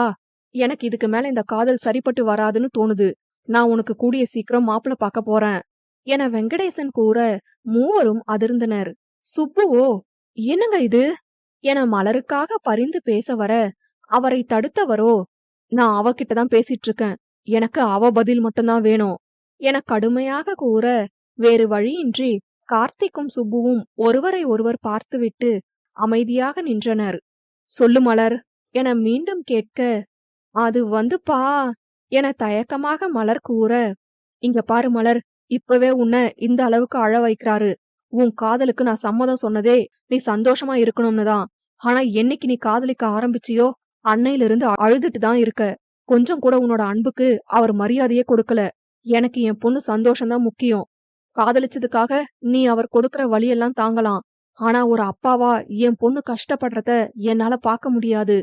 என்னோட நிலைமை உனக்கு புரியும்னு நினைக்கிறேன் என வெங்கடேசன் கூற, ஒரு தகப்பனாக அவர் கூறுவது மலருக்கு சரி என்றே பட்டது. அதனால் அவர் கூற்றை மறுத்து பேச இயலவில்லை மலருக்கு. எனக்கு நீங்க சொல்றது நல்லாவே புரியுதுப்பா. ஆனா என்னால அவரை கண்டிப்பா மறக்க முடியாது. அவர் இல்லாம என்னோட வாழ்க்கைய நினைச்சு கூட பார்க்க முடியாதுதான். ஆனா கண்டிப்பா இதுக்கு மேல நான் உங்ககிட்ட வந்து என் காதலுக்காக பறிஞ்சு பேச மாட்டேன். அது மட்டும் சத்தியம். இப்போதைக்கு மாப்பிள்ளை எல்லாம் பார்க்க வேணாம் ப்ளீஸ்பா. என் மனசு அதை ஏத்துக்காது என கண் கலங்கி கூற, புரியுது மலர், நீ என்ன புரிஞ்சுகிட்ட மாதிரி நானும் உன்னை புரிஞ்சுகிட்டேன். உனக்காக இப்போதைக்கு நான் மாப்பிள்ளை பார்க்கல. நீ கவலைப்படாம இருக்கணும் இனிமேலாவது என அவர் கூற, சிறு தலையசைப்புடன் மலர் தன் அறைக்குள் சென்று முடங்கிக் கொண்டாள். ஐயோ கடவுளே, அப்பா வேற இப்படி சொல்றாங்க. இந்த ஈஃபில் டவரை கொஞ்சம் கதற விடலாம்னு நினைச்சா அப்பா நம்மள கதற விட்டுருவாங்க போலயே என பயந்தாலும் ரௌத்ரன் அவனின் காதலை வெளிக்காட்டாமல் காயப்படுத்தியதை மறக்கவும் முடியவில்லை. என் மேல உங்களுக்கு காதலே வரலனா கூட இவ்ளோ வருத்தப்பட்டிருக்க மாட்டேன். ஆனா காதல் இருந்தும் அத மறைச்சிங்க. உங்க கவலை எல்லாத்தையும் என்கிட்ட சொல்லி ஆறுதல் தேட கூட நீங்க நினைக்கல. அதுதான் தீரா என் மனசு வலிக்குது. பரவாயில்ல, என்ன நடந்தாலும் அவரா என்கிட்ட வந்து உணர்ந்து இனிமே நான் இல்லனா அவரால இருக்க முடியாதுன்னு சொல்லணும். அப்பதான் என் காதல் அவருக்கு முழுசா புரியும். அதுவரை உன் கெத்த விற்றாதடி மலரு என தனக்குத்தானே நினைத்து கொண்டாள். வெங்கடேசன் கூறிய அனைத்தையும் கார்த்திக் ரௌத்ரனிடம் கூறினான். எல்லாம் கேட்ட ரௌத்ரனோ, அவர் சொல்றது கரெக்ட் தானே கார்த்திக். அவளோட காதலுக்கு பரிசா நான் இதுவரை கண்ணீரை மட்டும்தானே கொடுத்திருக்கேன். இத நானே சரி பண்றேன். நீங்க கவலைப்படாதீங்க கார்த்திக். ப்ரோ, என்ன பண்ண போறீங்க? என்னோட ஹெல்ப் வேணும்னாலும் கேளுங்க. நான் செய்ய தயாரா இருக்கேன். எனக்கு மலரோட சந்தோஷம் ரொம்ப முக்கியம் ப்ரோ. உங்களை நினைச்சா பெருமையா இருக்கு கார்த்திக். இந்த காலத்திலயும் இப்படி களங்கமில்லாத கண்ணியமான நட்பு. நீங்க ஃப்ரெண்டா கிடைக்க நிதி கொடுத்து வச்சிருக்கணும். இல்ல ப்ரோ, அவ ஃப்ரெண்டா கிடைக்க நான் தான் கொடுத்து வச்சிருக்கணும். ஒவ்வொரு தடவையும் நான் சோர்ந்து இருக்கிற நேரத்திலயும் தோல்வியை சந்திக்கிற நேரத்திலயும் என்ன சிரிக்க வச்சு என் கவலைய மறக்க வச்சு எனக்கு ஆறுதலா பக்க பலமா இருந்திருக்கா. அவ செஞ்சதை விட எல்லாம் நான் அவளுக்கு செய்ய முடியாது என கூற, அவர்களின் நட்பின் ஆழத்தை நினைத்து வியந்தான் ரௌத்ரன். பிறகு, கவலைப்படாதீங்க, இனிமே உங்க ஃப்ரெண்ட கண் கலங்காம பாத்துக்க வேண்டியது ஏன் பொறுப்பு. அதெல்லாம் எனக்கு தெரியும் ப்ரோ. ஆனா இப்ப நீங்க அவளை எப்படி சமாதானம் பண்ண போறீங்க? சின்னதா ஒரு சண்டை வந்தாலே அவ ரொம்ப சுத்தல்ல விடுவா. இதுல இவ்ளோ பெருசா வேற மாட்டிருக்கு. உங்க நிலைமைய நினைச்சாதான் பாவமா இருக்கு என சிரித்தபடி கார்த்திக் கூற, இது வேறயா? எல்லாம் என் நேரம். எனக்கு தேவைதான் இது. சரி என்ன பண்ண? சமாளிச்சுதானே ஆகணும். கவலைய விடுங்க. நாளைக்கு என்ன பண்ண போறேன்னு பொறுத்திருந்து பாருங்க. என ஒரு முடிவாய் ரௌத்ரன் கூற, அப்ப சரி ப்ரோ. பெருசா பிளான் வச்சிருக்கீங்க போல. பாக்கலாம். என கூறிவிட்டு கார்த்திக் சென்று விட, ரௌத்ரனோ, ஏ குட்டி பிசாசு, நாளைக்கு இருக்கு பாரு உனக்கு ஷாக்கு. என கூறி சிரித்து விட்டு சென்று விட்டான். அவ்வாறே இரவும் வர அனைவரும் உறங்க சென்றனர். மறுநாள் காணப்போகும் இன்ப அதிர்ச்சி தெரியாமல் மலரோ நிம்மதியாக உறங்க சென்றாள். மௌனம் 33. பிறகு தன் வீட்டிற்கு வந்த ரௌத்ரனோ ஆயுஷை அழைத்தான். சொல்லு ரௌத்ரா என ஆயுஷ் அவனை கேள்வியாய் நோக்க, அது ஒண்ணுமில்ல ஆயுஷ். உனக்கு, அம்மாக்கு, வள்ளினாக்கு 3 பேருக்கும் பக்கத்துல இருக்கிற ஹோட்டல்ல ரூம் புக் பண்ணிருக்கேன். நீங்க அங்க தங்கிக்கோங்க என கூற, அதனை கேட்டு கோபம் கொண்ட ஆயுஷ், ஓ, ஏன் நாங்க இங்க இருக்கிறது உனக்கு இடைஞ்சலா இருக்கா என கேட்க, ஏ ஆயுஷ், என்ன பேசுற நீ? நீ ஏன் அண்ணன். உன்னை போய் இடைஞ்சலா நான் நினைப்பேனா? இல்ல, நீ அப்படிதான் நினைச்சிருக்க. எனக்கு என்ன உன் அண்ணனா நினைச்சிருந்தா இப்படி ஒரு காரியம் பண்ணிருக்க மாட்ட என ஆயுஷ் கோபமாய் கூற, அதனை கேட்டுக்கொண்டிருந்த கங்காவும், ஆமா, நீ என்னையும் அம்மாவா நினைக்கவே இல்ல, யாரோ அதன நினைச்சிருக்க என அவரும் கோபப்பட, அவரை தொடர்ந்து வள்ளினாவும், ஆமா, ரௌத்ரன் அண்ணாக்கு அர்ஷு மட்டும்தான் தங்கச்சி போல, என்ன அப்படி நினைக்கவே இல்ல என அவளும் சோகமாக பேச, ரௌத்ரனுக்கு தான் ஒரு மாதிரி ஆகிவிட்டது. ஐயோ, ஏன் எல்லாரும் இப்படி நினைக்கிறீங்க? நீங்க வசதியா வாழ்ந்தவங்க. இங்க உங்களுக்கு வசதியா இருக்காதோன்னு தான் அப்படி சொன்னேன் என சோகமாக கூறினான். இங்க பாரு ரௌத்ரா, நான் பணக்காரன் தான், இல்லன்னு சொல்லல. ஆனா பிறவி பணக்காரன் கிடையாது. ஒரு காலத்துல இந்த வீடு கூட இல்லாம கஷ்டப்பட்டவன் தானே. அதெல்லாம் மறக்கவே முடியாது. சொல்லப் போனா அந்த பெரிய வீட்டை விட இங்க இருக்கும்போது மனசு ரொம்ப நிம்மதியா இருக்கு என ஆயுஷ் கூற, ஆயுஷ் சொல்றது கரெக்ட் தான். நான் இத்தனை வருஷமா எந்த உணர்ச்சியும் இல்லாம தான் இருந்தேன். அதுல என்ன எனக்கு வசதி தெரிஞ்சிட போகுது? நாங்க இங்கேயே இருக்கோம் என கங்கா கூற, ஆமாண்ணா, இங்கேயே இருக்கோம். எதுக்கு அந்த ஃபார்மாலிட்டிஸ் எல்லாம்? வசதி என்ன பெரிய வசதி? நிம்மதி தானே முக்கியம் என வள்ளினாவும் கூற, அட, 3 பேரும் ஒரே மாதிரி பேசுறீங்க. சரி, வசதி வேணாம், பட் தங்கறதுக்கு இடம் வேணுமே. இங்க இருக்கிறது 2 ரூம். எப்படி எல்லாரும் தங்க முடியும் என ரௌத்ரன் கேட்க, இடம் இல்லையா? ஏன் இல்ல? அம்மா பாட்டி கூட உன் ரூம்ல படுத்துப்பாங்க. வள்ளினா அர்ஷு கூட அவ ரூம்ல தூங்கட்டும். நீ, நான், ராஜா மச்சான் 3 பேரும் மொட்டை மாடியில படுப்போம். செமையா இருக்கும் என மகிழ்ச்சியாக ஆயுஷ் கூற, ஆயுஷ், என்ன பேசுற நீ? நீ மொட்டை மாடிலியா? அது எப்படி? மிஸ்டர் ரௌத்ரன், நான் உங்ககிட்ட பெர்மிஷன் கேட்கல, ஆர்டர் போடுறேன். இன்னைக்கு நாம மொட்டை மாடியில தான் படுக்கிறோம். டாட் என கூறிவிட்டு தலையணை பெட்ஷீட் தூக்கி கொண்டு ஆயுஷ் மொட்டை மாடி செல்ல, அவனின் பின்னே ரௌத்ரனும் சிரிப்புடன் சென்றான். சிறிது நேரத்தில் ராஜாவும் வர மூவரும் பேசிக் கொண்டிருந்தனர். அப்பொழுது ராஜாவோ, ஆயுஷ், உங்ககிட்ட ஒண்ணு கேட்கலாமா என கேட்க, கேளுங்க மச்சான். அது இதுவரை நீங்க இந்த லவ்ங்கிற வலையில சிக்கலையா என கேட்க, அதனை கேட்ட ஆயுஷோ, ஏன் மச்சான், நான் நிம்மதியா இருக்கிறது உங்களுக்கு பிடிக்கலையா என அவன் வாய் கூறினாலும் மனமோ தானாக ஒரு நிகழ்வினை நினைவூட்டியது. அட, அண்ணன் தம்பி 2 பேருமே எப்படிதான் இப்படி இருக்கீங்களோ? இவன் இருக்கிறானே, இப்பதான் ஏதோ கொஞ்சம் சிரிக்கிறான், நல்லா பேசுறான். அதுவும் தங்கச்சி ட்ரெயினிங். இல்லனா எப்படி இருப்பான் தெரியுமா? ஏதோ கஞ்சில முக்குன சட்டை மாதிரி விரைப்பா நிப்பான் என ரௌத்ரனை கை காட்டி கூற, அதனை கேட்டு சிரித்த ஆயுஷோ, ஐயோ, நான் ரௌத்ரன் அளவுக்கு மோசம் இல்ல. நிஜமா என்கிட்ட மலர் மாதிரி ஒரு பொண்ணு இவ்ளோ காதலோட நின்னா கண்டிப்பா நான் ஏத்துக்கிட்டு இருந்திருப்பேன். இதுவரை அந்த மாதிரி யாரும் வரல, அவ்வளவுதான். பொண்ணுங்க மேல மரியாதை உண்டு. அதை தாண்டி வேற எந்த உணர்வும் எனக்கு இதுவரை வந்ததில்ல என்று கூற கூற மீண்டும் மீண்டும் மனமோ அவளையே ஞாபகப்படுத்தியது. அதில் அவன் முகத்தில் வெட்க புன்னகை அரும்ப அதனை ரௌத்ரன் கண்டு கொண்டான். ஆயுஷ், உண்மைய சொல்லு, யார் அந்த பொண்ணு என்றிட, அதில் ஆயுஷ் அதிர்ந்தான். வாட்? எந்த பொண்ணு என தடுமாற ரௌத்ரனோ அவனை தீர்க்கமாக பார்த்தான். அதனை கவனித்த ராஜாவோ, அட, உங்களுக்கு ஒரு கதை இருக்கோ? எடுத்து விடுங்க கேப்போம் என்றிட, ஆயுஷோ, இல்ல இல்ல, கதைங்கிற அளவுக்கு பெருசா ஒண்ணுமில்ல. அது ஒரு சின்ன இன்சிடென்ட். அந்த பொண்ணு யாருன்னு கூட எனக்கு தெரியாது என்றிட, ரௌத்ரனோ, நீ கதைய சொல்லு, பொண்ண நான் கண்டுபிடிக்கிறேன் என்றிட, கதைய வேணா சொல்றேன், கண்டுபிடிக்க எல்லாம் வேணாம் என்றவன் கூற ஆரம்பித்தான். கோயம்புத்தூர் வந்த புதிதில் சில பொருட்கள் வாங்க எண்ணி ஷாப்பிங் மாலுக்கு சென்றிருந்தான் ஆயுஷ்.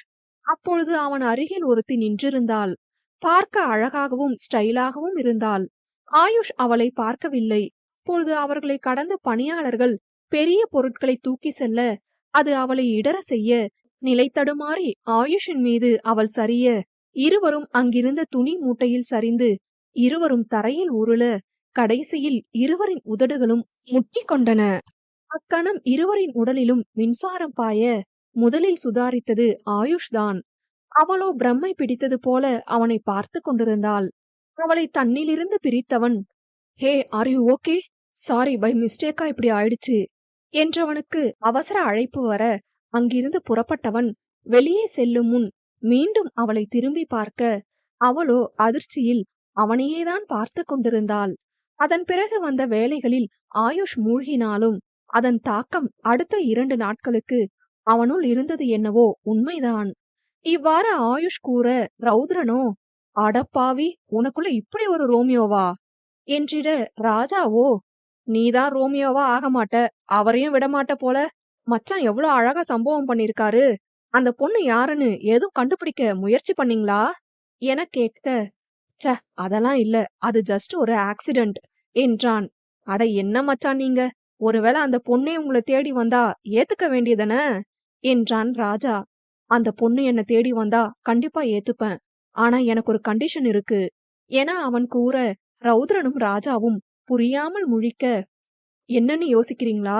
ரொம்ப சிம்பிள். என்னோட கடந்த காலம், நான் இவ்ளோ நாள் செஞ்ச தொழில் எல்லாம் தெரிஞ்சும் என்னை ஏத்துக்கிற பொண்ணுதான் எனக்கு வேணும் என அவன் கூற, கிழிஞ்சது போங்க என ராஜா புலம்ப, ஆயுஷ், என்ன சொல்ற நீ? அது எப்படி ஏத்துப்பாங்க?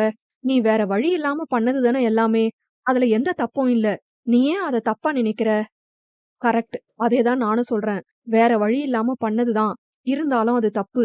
சோ என்ன இந்த விஷயத்துல புரிஞ்சுக்கிற பொண்ணுதான் வாழ்க்கை முழுக்க என்ன புரிஞ்சுப்பா, அதுக்குதான் என அவன் கூற, கடவுளே, எப்படியாவது அந்த பொண்ண இவரை தேடி வர வச்சு இவரோட கண்டிஷனை ஏத்துக்க வைப்பா என ராஜா சத்தமாக வாய்விட்டு புலம்ப, அது கடவுளுக்கு கேட்டது போலும். அதற்கான பணியை தொடங்க ஆரம்பித்தார் கடவுள். இவ்வாறு பாதி சாமம் வரை மூவரும் பேசிக்கொண்டும் சிரித்துக்கொண்டும் அரட்டை அடித்தனர். இது ஒரு புது அனுபவமாக தோன்றியது மூவருக்கும். அவ்வாறே சிறிது நேரத்தில் ஆயுஷும் ராஜாவும் உறங்கிவிட, ரௌத்ரன் மட்டும் உறங்காமல் விழித்திருந்தான்.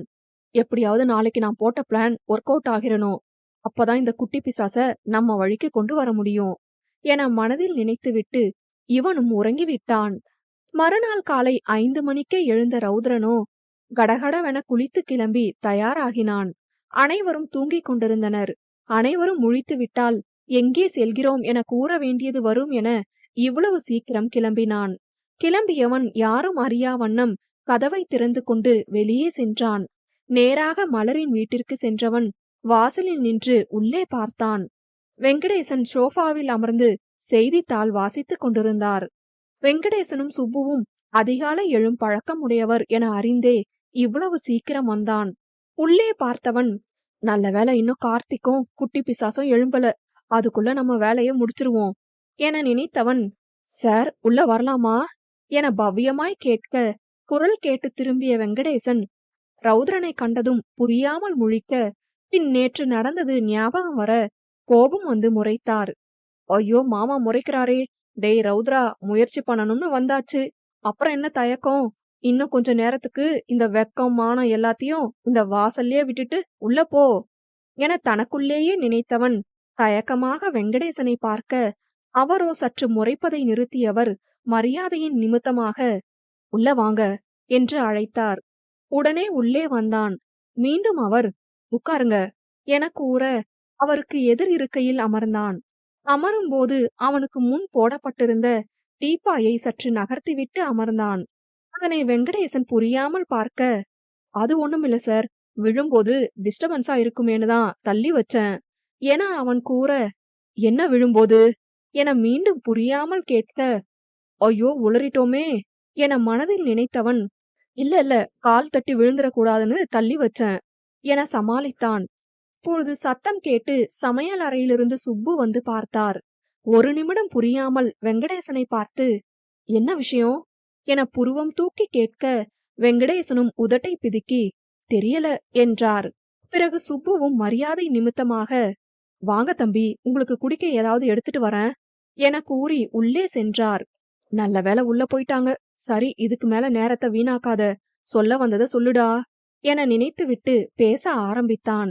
இங்க பாருங்க சார், நான் செஞ்சது தப்புதான். என் மேல உயிரா இருக்கிற ஒரு பொண்ண, அவளோட காதலுக்கு கொஞ்சம் கூட மரியாதை கொடுக்காம அவளை நான் நிராகரிச்சது தப்புதான். ப்ளீஸ் சார், என்ன மன்னிச்சிருங்க. இப்பதான் நான் எவ்வளோ பெரிய முட்டாள்தனம் பண்ண பார்த்தேன்னு எனக்கு புரிஞ்சுது.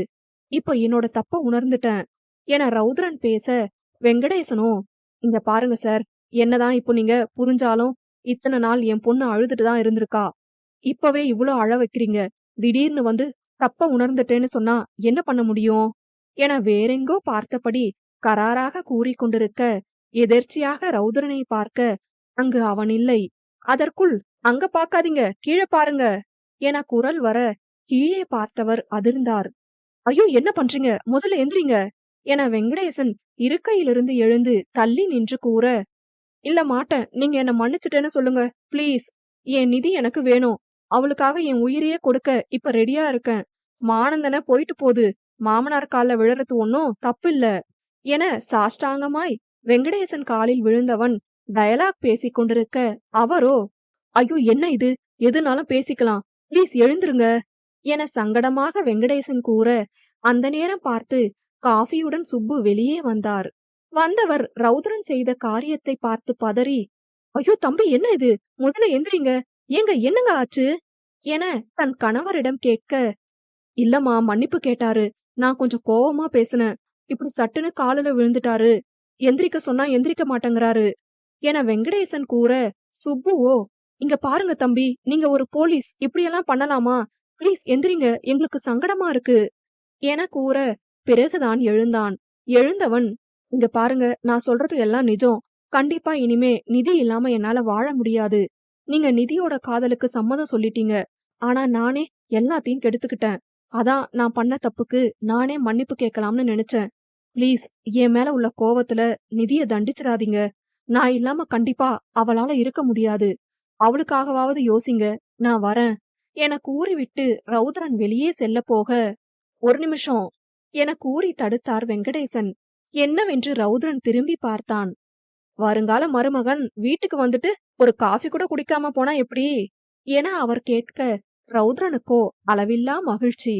சார், என்ன சொன்னீங்க, நிஜமாவா, நான் கேட்டது உண்மையா என சிரித்து கொண்டே கேட்க, ஆமா மாப்பிள, இன்னும் என்ன சார்னு கூப்பிட்டுக்கிட்டு மாமான்னு கூப்பிடுங்க என வெங்கடேசன் கூற, மகிழ்ச்சி வானில் கொடிகட்டி பறந்தான் ரௌத்ரன். சுப்புவிற்கும் வெங்கடேசனின் மாற்றம் ஆச்சரியமாய் இருந்தது.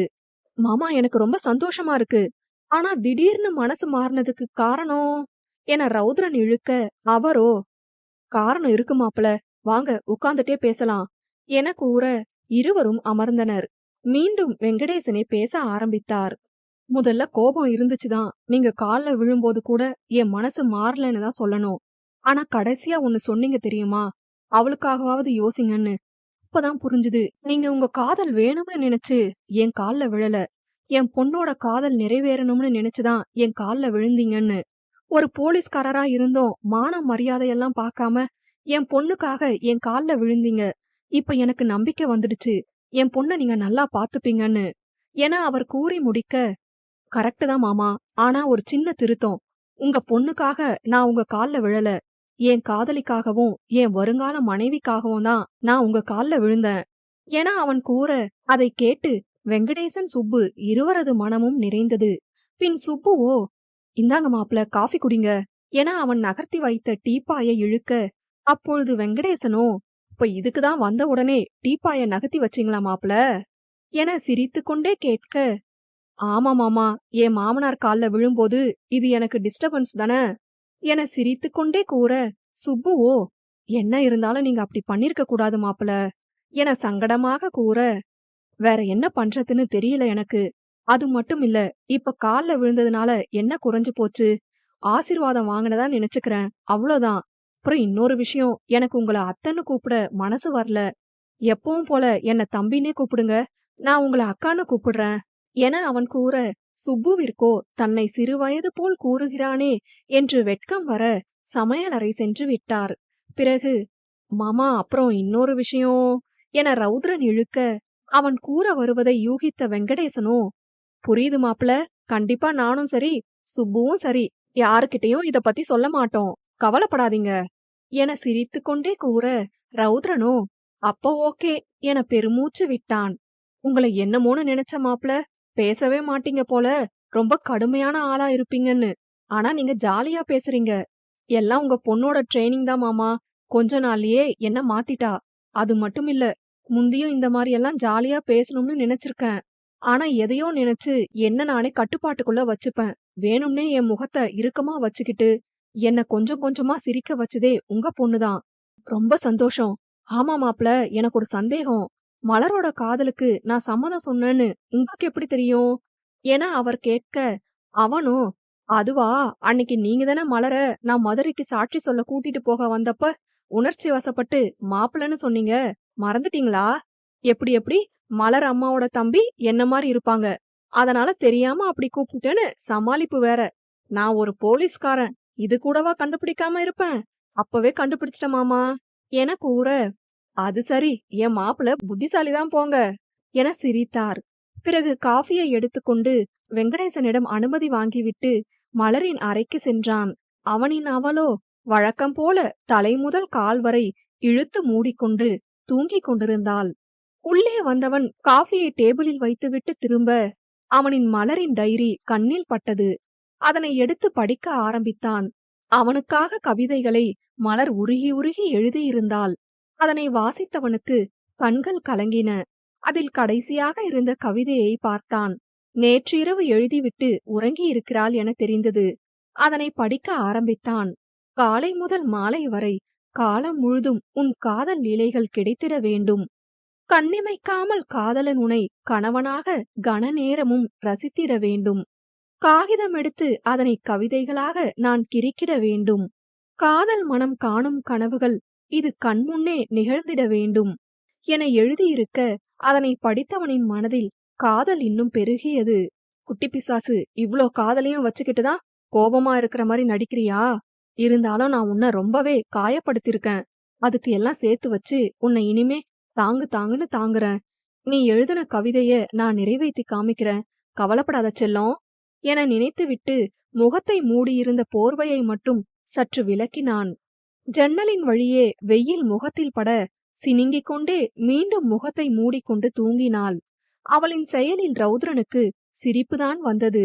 மீண்டும் அவன் போர்வையை விலக்க அதில் லேசாக தூக்கம் கலைந்தவளோ, சுப்பு ப்ளீஸ் கொஞ்ச நேரம் தூங்க விட என கண்களை திறக்காமலே கூறிக்கொண்டு திரும்பி படுக்க, ரௌத்ரனோ, நிதிமா நிதிமா, நான் உன் தீரம் வந்திருக்கேன் பாரு என காதலாக கூற, அப்பொழுது லேசாக விழித்து அவனை பார்த்தாள். ஒருவேளை அவள் அதிர்ச்சியில் கத்திவிட்டால் அவளின் வாயை பொத்த வேண்டும் என ஆயத்தமாக ரௌத்ரன் நிற்க, அவளோ அதிர்ச்சியே ஆகாமல் பார்த்தாள் அரை தூக்கத்தில். என்ன இவ ஷாக் ஆவான்னு பார்த்தா சாதாரணமா பாக்கறா என புரியாமல் ரௌத்ரன் விழிக்க, அவளோ, அட போங்க தீரா, இப்படிதான் பப்ப என் முன்னாடி வந்து நிக்கிறீங்க, கை நீட்டி தொட்டு பார்த்தா மறைஞ்சு போயிருவீங்க, இந்த வாட்டி நான் ஏமாற மாட்டேன் என அரை தூக்கத்தில் உளறியவள் மீண்டும் குப்புறப்படுத்து உறங்கினாள். அதனை கேட்டவனுக்கோ சிரிப்பை அடக்க முடியவில்லை. வயிற்றை பிடித்து கொண்டு சத்தமாக சிரித்தான். ஐயோ கடவுளே, அம்மா முடியல, ஏய் குட்டி பிசாசு எந்திரிடி, நிஜமா நான் தான் வந்திருக்கேன், கனவு இல்ல என கூறிவிட்டு மீண்டும் சத்தமாக சிரிக்க, அவனின் சிரிப்பு சத்தத்தில் இப்பொழுது முழுதாக தூக்கம் கலைந்தாள். எழுந்தவள் திரும்பி பார்க்க அதிர்ச்சியின் உச்சத்திற்கே சென்று விட்டாள். வீரா, நீங்க எப்போ உள்ள வந்தீங்க, எப்படி வந்தீங்க என பதற்றமாகவும் ஆச்சரியமாகவும் கேட்க, அவனோ, அத விடு, இப்ப இப்படிதான் அடிக்கடி உன் முன்னாடி வந்து நிக்கிறனா, இந்த படத்துல காமிக்கிறாங்கல்ல அந்த மாதிரி அங்க சாஞ்சு நிக்கிறது சிரிக்கிறது இப்படி அடிக்கடி வருவனா என கேட்டுக்கொண்டே இவன் சிரித்தான். அதிர்ச்சியிலிருந்து மீண்டவளுக்கு இப்பொழுது நேத்து உள்ள கோபம் ஞாபகம் வர, என் காதல் உங்களுக்கு சிரிப்பா இருக்குல்ல, சிரிங்க மிஸ்டர் ரௌத்ரன், உங்களுக்கு என்ன, நீங்க நல்லா சிரிப்பீங்க, தினம் தினம் நான் தானே கஷ்டப்பட்டேன் என வேண்டுமென்றே மலர் கேட்க, இப்பொழுது அவனது முகம் வாடிவிட்டது. சாரி நிதி, நான் அந்த அர்த்தத்துல சிரிக்கல என சோகமாக கூற, மலரோ, ச்ச ரொம்ப தான் கஷ்டப்படுத்துறோமோ? ஆமா, இந்த ஈஃபில் டவர் எப்படி உள்ள வந்துச்சு என நினைத்துக் கொண்டு, சரி அத விடுங்க. நீங்க எப்படி உள்ள வந்தீங்க? எதுக்கு வந்தீங்க? என அவள் வெளியே பார்த்துக் கொண்டே பதட்டமாய் கேட்க, அவனோ, உன்ன பார்க்க தான் செல்லம் வந்தேன். உன் ஞாபகமாவே இருந்துச்சா? அதான் உடனே வந்துட்டேன். என கண்களில் காதல் மின்ன கூற, மலரோ அவனை நம்பாத பார்வை பார்த்தாள். பேபிமா, பிலீவ் மீடா. அப்பா இருந்திருப்பாங்களே ஹால்ல. எப்படி வந்தீங்க? என அவள் கேட்க, அவனோ இவளிடம் சற்று விளையாடலாம் என்று நினைத்து, அதுவா, உங்க அப்பா ரொம்ப மும்முரமா நியூஸ் பேப்பர் வாசிச்சிட்டு இருந்தாரு. நான் அவர் கண்ணுல படாம வந்துட்டேன். என கண்ணடித்து கூற, ஒரு நிமிடம் அவனையே பார்த்தாள் காதலாக. பிறகு சுதாரித்தவள், ஐயோ சரியான மானங்கெட்ட மனசு. எவ்ளோ பண்ணாலும் ஒரு சின்ன லுக்குக்கு கவுந்துடுறோம். இனிமே இந்த ஈஃபில் டவர் கண்ணையே பார்க்க கூடாது என நினைத்துவிட்டு பார்வையை விலக்க, அதனை கண்டு கொண்டவன் அவளையே குறுகுறுவென பார்த்தான். இப்ப எதுக்கு இப்படி பாக்குறீங்க என லேசான முறைப்புடனும் ஒருவித தயக்கத்துடனும் கேட்க, அவனோ அவளின் கன்னங்களை கைகளில் ஏந்தினான். அதில் பெண்ணவள் கன்னம் சிவந்து விட, அதனை ரசித்துக் கொண்டே, இதோ இப்படி வெக்கப்படுறத பாக்கதான் என கூற, சட்டென சுதாரித்தவள் அவனிடமிருந்து விலகி நின்று, முதல்ல நீங்க வெளியே போங்க என திக்கி திணறி கூற, போகலனா என்ன பண்ணுவீங்க மேடம் என குறும்பாய் சிரித்துக்கொண்டு அவன் கேட்க, அவளோ முறைத்துக் கொண்டு, போகலனா அப்பாவ கூப்பிடுவேன் என மிரட்டினாள். அதில் வந்த சிரிப்பை அடக்கியவன், நீ கூப்பிட வேணாம், நானே கூப்பிடுறேன், மிஸ்டர் வெங்கடேசன் என கத்த, பதறிப்போய் அவனின் வாயை மூடினாள் மலர். என்ன பண்றீங்க நீங்க? கத்தாதீங்க. அப்பா வந்தா என்ன ஆகறது? ஏற்கனவே உங்க மேல செம கோவத்துல இருக்காரு. இப்ப மட்டும் உங்கள பார்த்தாரு, அவ்ளோதான் என பயந்து கூற, அச்சச்சோ அப்படியா? இது தெரியாத எனக்கு. இப்ப எப்படி வெளிய போக நானு என இவனும் பயப்படுவது போல நடித்தான். திருட்டுத்தனமா வர தெரியுதுல்ல, அப்படியே சிக்காம போங்க. நீயே என்ன கூட்டிட்டு போ என அவன் கூற, நானா? அதெல்லாம் முடியாது. ஏதோ ஐயோ பாவம்னு ஐடியா சொன்னா என்னையே கூட்டிட்டு போக சொல்றீங்க. அப்பப்போ என்ன நடந்தாலும் பரவாயில்ல, நான் சாதாரணமாவே போறேன் என செல்ல போக, ஐயோ கடவுளே, சரி இருங்க, நானே கூட்டிட்டு போறேன், இம்சடா என வெளியில் புலம்பினாலும் மனதில் ரசிக்கத்தான் செய்தாள் அவளின் இந்த புதுவித தீரனை. பின் அவனின் கையை பிடித்து பூனை போல் பதுங்கி பதுங்கி வெளியே போக, அவளின் செயலில் ரௌத்ரன் வந்த சிரிப்பை அடக்கிக் கொண்டு அவளின் பின்னே சென்றான். அவ்வாறே மெதுவாக ஹாலுக்கு வந்து எட்டி பார்க்க, வெங்கடேசன் சோஃபாவில் அமர்ந்து செய்தித்தாளால் முகத்தை மறைத்தவாறு படித்துக் கொண்டிருந்தார். அதனை கண்டவள் டக்கென தீரா என அஸ்கி குரலில் அழைக்க, ஏதோ கேட்க கிடைக்காத கானமாய் இனித்தது ரௌத்ரனுக்கு. கடந்த 24 மணி நேரமாக இந்த அழைப்புக்காகத்தானே ஏங்கிக் கொண்டிருந்தான். அவனின் முகபாவனையில் அவன் என்ன நினைக்கிறான் என யூகித்தவள் சட்டென, மிஸ்டர் ரௌத்ரன், ரொம்ப கனவு காணாதீங்க. ஏதோ வேகத்துல கூப்பிட்டுட்டேன், அவ்வளவுதான். இப்போ அப்பா கவனிக்கல, சீக்கிரம் போங்க வெளிய என மெதுவாக பேச, இவனோ சிரித்துக்கொண்டே வெங்கடேசன் அருகில் சென்றான். அச்சச்சோ, இந்த ஈஃபில் டவர் எதுக்கு இப்ப அப்பா கிட்ட போகுது? போச்சு போச்சு என மனதில் நினைத்து பயத்துடன் பார்க்க, அவனோ, சரிங்க மாமா, அப்ப நான் கிளம்புறேன், நேரமாயிட்டு என கூற, அவரோ, சரிங்க மாப்ள, போயிட்டு வாங்க என சிரித்துக்கொண்டே கூறினார். அப்பொழுதுதான் கார்த்திக்கும் தூக்கம் கலைந்து ஹாலுக்கு வர, நடப்பதை பார்த்து புரியாமல் முழித்தான். மலரோ கண்ணை கசக்கிக் கொண்டு தான் காண்பது கனவா நினைவா என ஆச்சரியமாக பார்த்தாள்.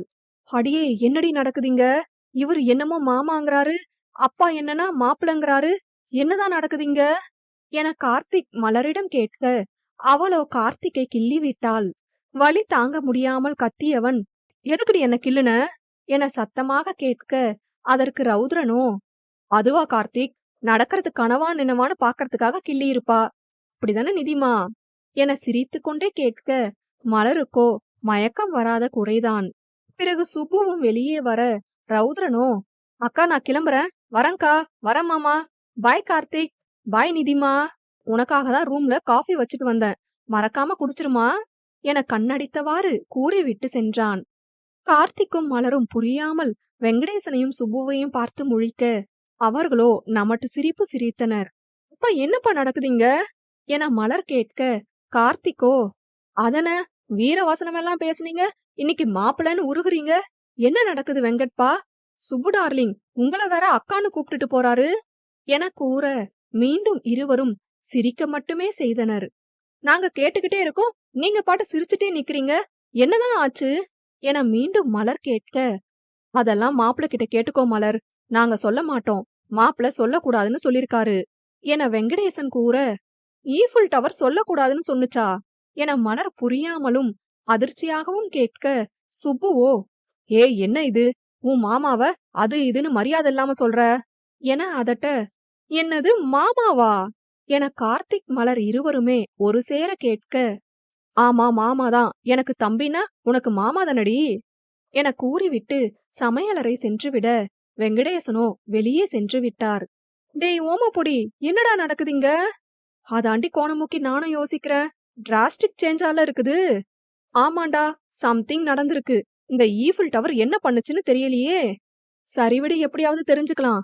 அப்புறம் என்ன, உன் ரூட் கிளியர் ஆயிட்டு, இனிமே கெட்டி மேலதான் என மலரை கிண்டல் செய்ய, அவளோ, டேய் அதெல்லாம் கிடையாது, நான் தான் கோவமா இருக்கேன்ல, அப்பா அம்மா கிட்ட சம்மதம் வாங்கினா போதுமா, என்ன சமாதானம் பண்ண வேணாமா என முறைத்து கொண்டு கேட்க, கார்த்திக்கோ அவளை நக்கலாக ஒரு பார்வை பார்த்து, யாரு நீ கோவமா, அதுவும் உன் ஆளு மேல என நம்பாமல் கேட்க, அவளோ அவன் கேட்க கேட்க தலையை ஆட்ட, கோவமா இருக்கிற மூஞ்ச பாரு, ஆளையும் மண்டையும் என கூறிவிட்டு அறைக்குள் சென்று விட்டான்.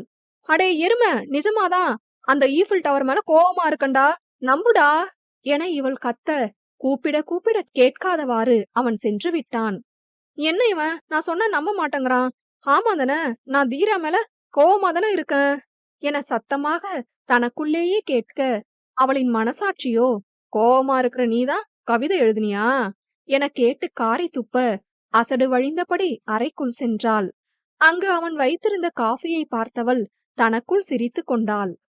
டேய் திருட்டு பயலே, என்ன திடீர்னு இப்படி மாறிட்ட, என்னால நம்பவே முடியல. உங்களுக்கு இப்படியெல்லாம் குறும்புத்தனம் பண்ண தெரியுமா? உங்களை இப்படி பார்க்க எவ்வளவு சந்தோஷமா இருக்கு தெரியுமா? இருந்தாலும் அவ்வளோ சீக்கிரம் நான் சம்மதிக்க மாட்டேன். என்னை இம்ப்ரெஸ் பண்ற மாதிரி நீங்க ஏதாவது செய்றீங்களான்னு பார்க்கலாம். என் அப்பா அம்மாவையே கவுத்துட்டீங்களே, ஃப்ராடு என செல்லமாக அவளின் தீரனை மனதில் திட்டிவிட்டு பிறகு பல் துலக்கிவிட்டு அவளவன் கொடுத்த காஃபியை அவனின் நினைவுகளோடு குடித்தாள்.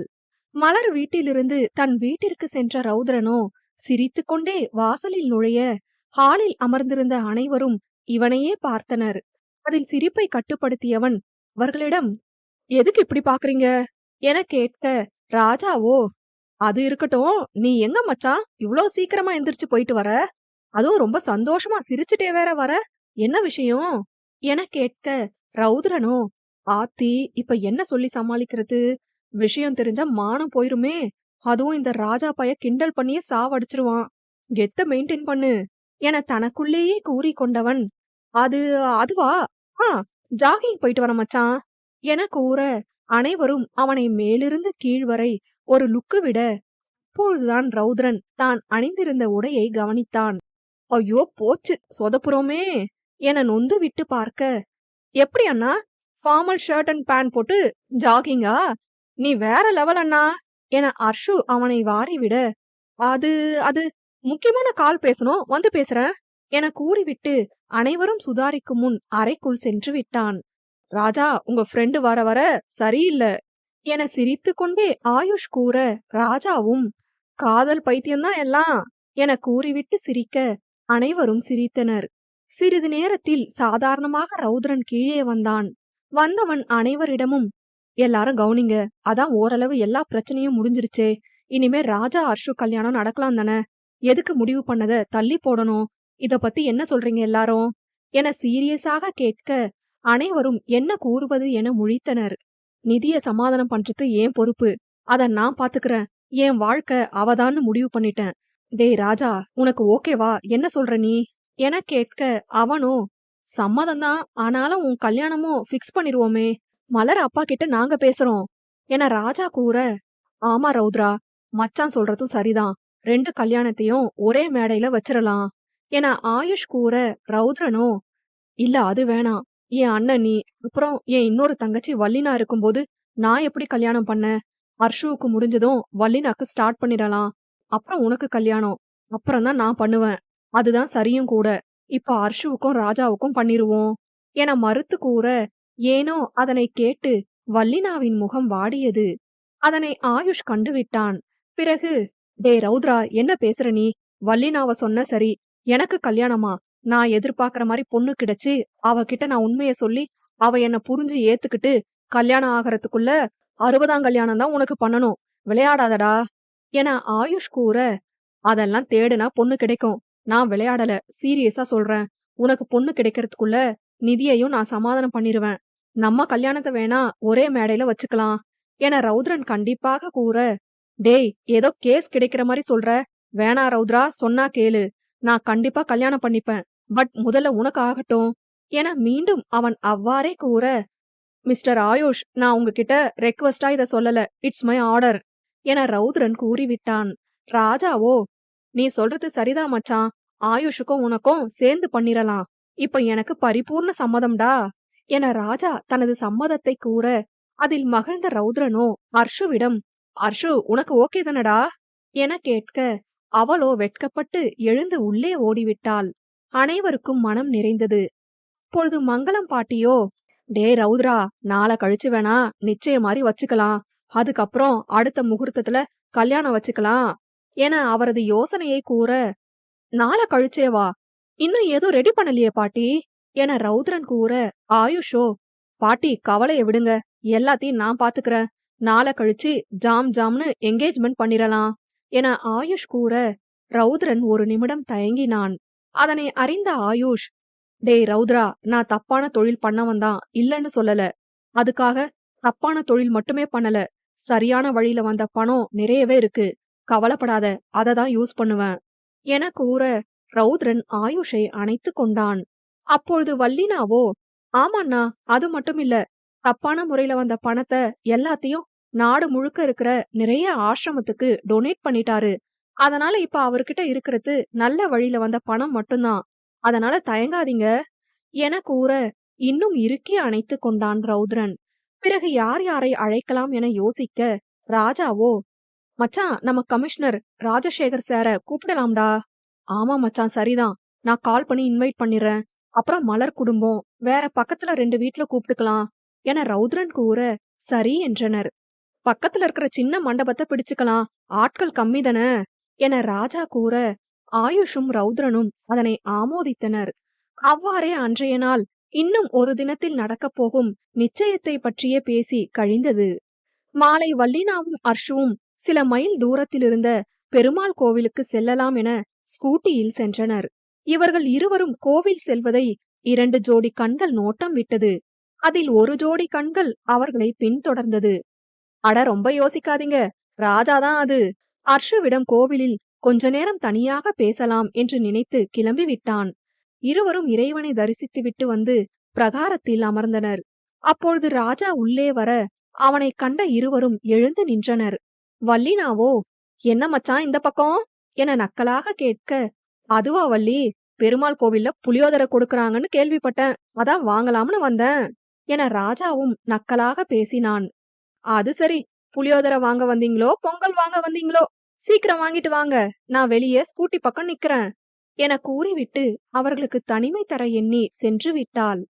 மரியாதை தெரிஞ்ச பொண்ணா இருக்கா, அவளே போயிட்டா என ராஜா சிரித்துக்கொண்டே கூற, என்ன ராஜ் இது, ஏதோ புதுசா பேசுற மாதிரி பண்றீங்க என அர்ஷு சினுங்க, நீ எப்பவுமே என் கண்ணுக்கு புதுசாதானே அணி தெரியற என அவன் கூற, வெட்கத்தில் சிவந்தாள் பெண்ணவள். இவ்வாறு இவர்கள் பேசிக் கொண்டிருக்க வெளியே காத்திருந்த வல்லினாவின் அலைபேசிக்கு புது எண்ணிலிருந்து அழைப்பு வந்தது. யார் இது, புது நம்பரா இருக்கு என யோசித்தவாறே காதில் வைக்க, மறுமுனையில், ஹலோ வல்லினா, நான் கார்த்திக் பேசுறேன், எனக்கு ஒரு அர்ஜென்ட் ஹெல்ப் வேணும் என பதற்றமாக கூற, ஹே கார்த்திக், என்னாச்சு, ஏன் பதட்டமா பேசுற, யார் நம்பர் இது என இவளும் பதட்டமாக கேட்க, அவனோ, இல்ல வல்லினா, அதெல்லாம் சொல்ல இப்ப நேரம் இல்ல, நீ யாருக்கும் தெரியாம நான் ஷேர் பண்ற லொகேஷனுக்கு உடனே வா ப்ளீஸ் என கூற, இவளோ, எதுக்கு யாருக்கும் தெரியாம வர சொல்றான், கடவுளே, கார்த்திக் ஏதோ ஆகக்கூடாது என மனதில் வேண்டிவிட்டு, சரி இரு, இப்பவே வரேன் என கூறிவிட்டு ஸ்கூட்டியை எடுத்துக்கொண்டு பறந்தாள். பேசி முடித்து வெளியே வந்த ராஜாவும் அர்ஷுவும் வல்லினாவை தேட ஸ்கூட்டியும் இல்லை, அவளும் இல்லை. ராஜ், இவ எங்க போனா என கேட்க, ராஜாவோ அவள் கிளம்பிவிட்டாள் என எண்ணி ஒருவேளை நமக்கு பிரைவசி கொடுக்கணும்னு நினைச்சு ஸ்கூட்டி எடுத்துட்டு வீட்டுக்கு கிளம்பியிருப்பான்னு நினைக்கிறேன். நீ வா, நான் உன்னை கூட்டிட்டு போறேன் என ராஜாவும் அர்ஷுவும் சென்றனர். வேகமாக கார்த்திக் அனுப்பிய இடத்திற்கு சென்றவளோ அங்கே ஓரமாக ஸ்கூட்டியை நிறுத்திவிட்டு பார்க்க அது ஒரு உணவகம். இங்கே எதுக்கு வர சொல்லிருக்கான் என யோசித்தவாறு உள்ளே செல்ல அங்கிருந்த வெயிட்டரோ அவளை ஒரு அறைக்குள் கை காட்ட உள்ளே வெல்கம் லீனா என்று எழுதியிருந்தது. அவளோ அந்த வெயிட்டரிடம் என்ன என்று கேட்க, கார்த்திக் சார் உங்களை உள்ள வெயிட் பண்ண சொன்னாரு என்று சொல்ல, அவளோ இல்ல இந்த ரூம்ல லீனான்னு யாரோ வருவாங்க போல, கார்த்திக் எங்க, என் நேம் வல்லினா என கூற அந்த வெயிட்டரோ இல்ல மேம், இங்கதான் கார்த்திக் சார் வெயிட் பண்ண சொன்னாரு என மீண்டும் கூற வேறு வழியின்றி உள்ளே சென்றாள். உள்ளே நுழைந்ததும் பூக்கள் இவள் மேல் விழ அந்த அறையில் வெளிச்சம் வந்தது. திடீரென்று இவ்வாறு நடந்ததும் புரியாமல் சுற்றுமுற்றும் விழித்தவளின் கண்கள் அதிர்ச்சியில் விரிந்தது. ஆம், சுவர் முழுதும் அவளின் புகைப்படங்கள் மாட்டப்பட்டிருந்தது. அனைத்து படங்களும் அவளுக்கு தெரியாமல் எடுக்கப்பட்டவை. சாப்பிடும்போது, பேசும்போது, முறைக்கும்போது, சிரிக்கும்போது என விதவிதமாக எடுக்கப்பட்டிருந்தது. அனைத்தையும் கண்டவளுக்கு அதிர்ச்சி தாளவில்லை. விழி விரித்தவாறே பார்த்து கொண்டே வர அப்பொழுது அங்கு திடீரென அந்த அறையில் வெளிச்சம் இல்லாமல் போக அவ்வாறே நின்றாள். பின்னே ஏதோ அரவம் கேட்க திரும்பி பார்க்க சரியாக அந்த நேரம் மீண்டும் வெளிச்சம் வர கார்த்திக்கோ கையில் மோதிரத்தை ஏந்தியபடி முட்டி போட்டு அமர்ந்தபடி love you Leena, will you marry me என சிரித்துக்கொண்டே காதலுடன் கேட்டான்.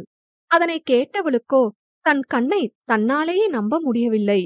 கண்களில் கண்ணீர் வழிய அவனை அணைத்து கொண்டாள். ஹே லீனா, இப்ப எதுக்கு அழுவுற? எனக்கு உன்னை ரொம்ப பிடிக்கும் டி. ஆனா மலருக்காக தான் அந்த நேரம் என் காதல நான் சொல்லல. என்ன மன்னிச்சிருடி என கேட்க சட்டென அவனின் வாயை தன் கைகளால் பொத்தியவள், சாரி எல்லாம் வேணாம். எனக்கு நீ என்னோட காதலை ஏத்துக்கிட்டதே பெரிய விஷயம்தான். என்னோட காத்திருப்பு வீணா போகல. லவ் யூ லாட் கார்த்திக் என கூறி மீண்டும் அணைத்து கொண்டாள். கூடிய சீக்கிரம் ஆயுஷ் கிட்டையும் ரௌத்ரன் கிட்டையும் இத பத்தி பேசுறேன், கவலைப்படாத என கூறி கார்த்திக்கும் ஆதரவாய் அணைத்து கொண்டான். ஆமாங்க, நோட்டமிட்ட அந்த இன்னொரு ஜோடி கண்கள் கார்த்திக் தான். வல்லினா எங்கேயோ வெளியே போகிறாள் என அறிந்து கொண்டவனோ ராஜாவும் பின் செல்வதை பார்த்தான். இன்னைக்கு எப்படியாவது லவ்வ சொல்லிரலாம் என மனதில் நினைத்தவன் ஏற்கனவே சொல்லி வைத்தது போல எல்லாவற்றையும் தயார் செய்துவிட்டு பிறகு கார்த்திக்கும் ராஜாவின் பின்னே கோவில் வந்து பார்க்க வல்லினாவோ வெளியே நின்று கொண்டிருந்தாள். இதுதான் சரியான நேரம் என்று நினைத்தவன் தன் திட்டத்தை நிறைவேற்றினான். சிறிது நேரம் அவ்வாறே தங்கள் காதலை பற்றி பேசியவர்கள் பிறகு அங்கிருந்து கிளம்பி வீடு வந்து சேர்ந்தனர். வந்ததும் கார்த்திக் மலரிடம் நடந்ததை கூற மலரும் மிக்க மகிழ்ச்சியானாள். இவ்வாறே அனைவரும் மகிழ்ச்சியாக அன்றைய நாள் சென்றதை நினைத்து கொண்டே உறங்கியும் போயினர்.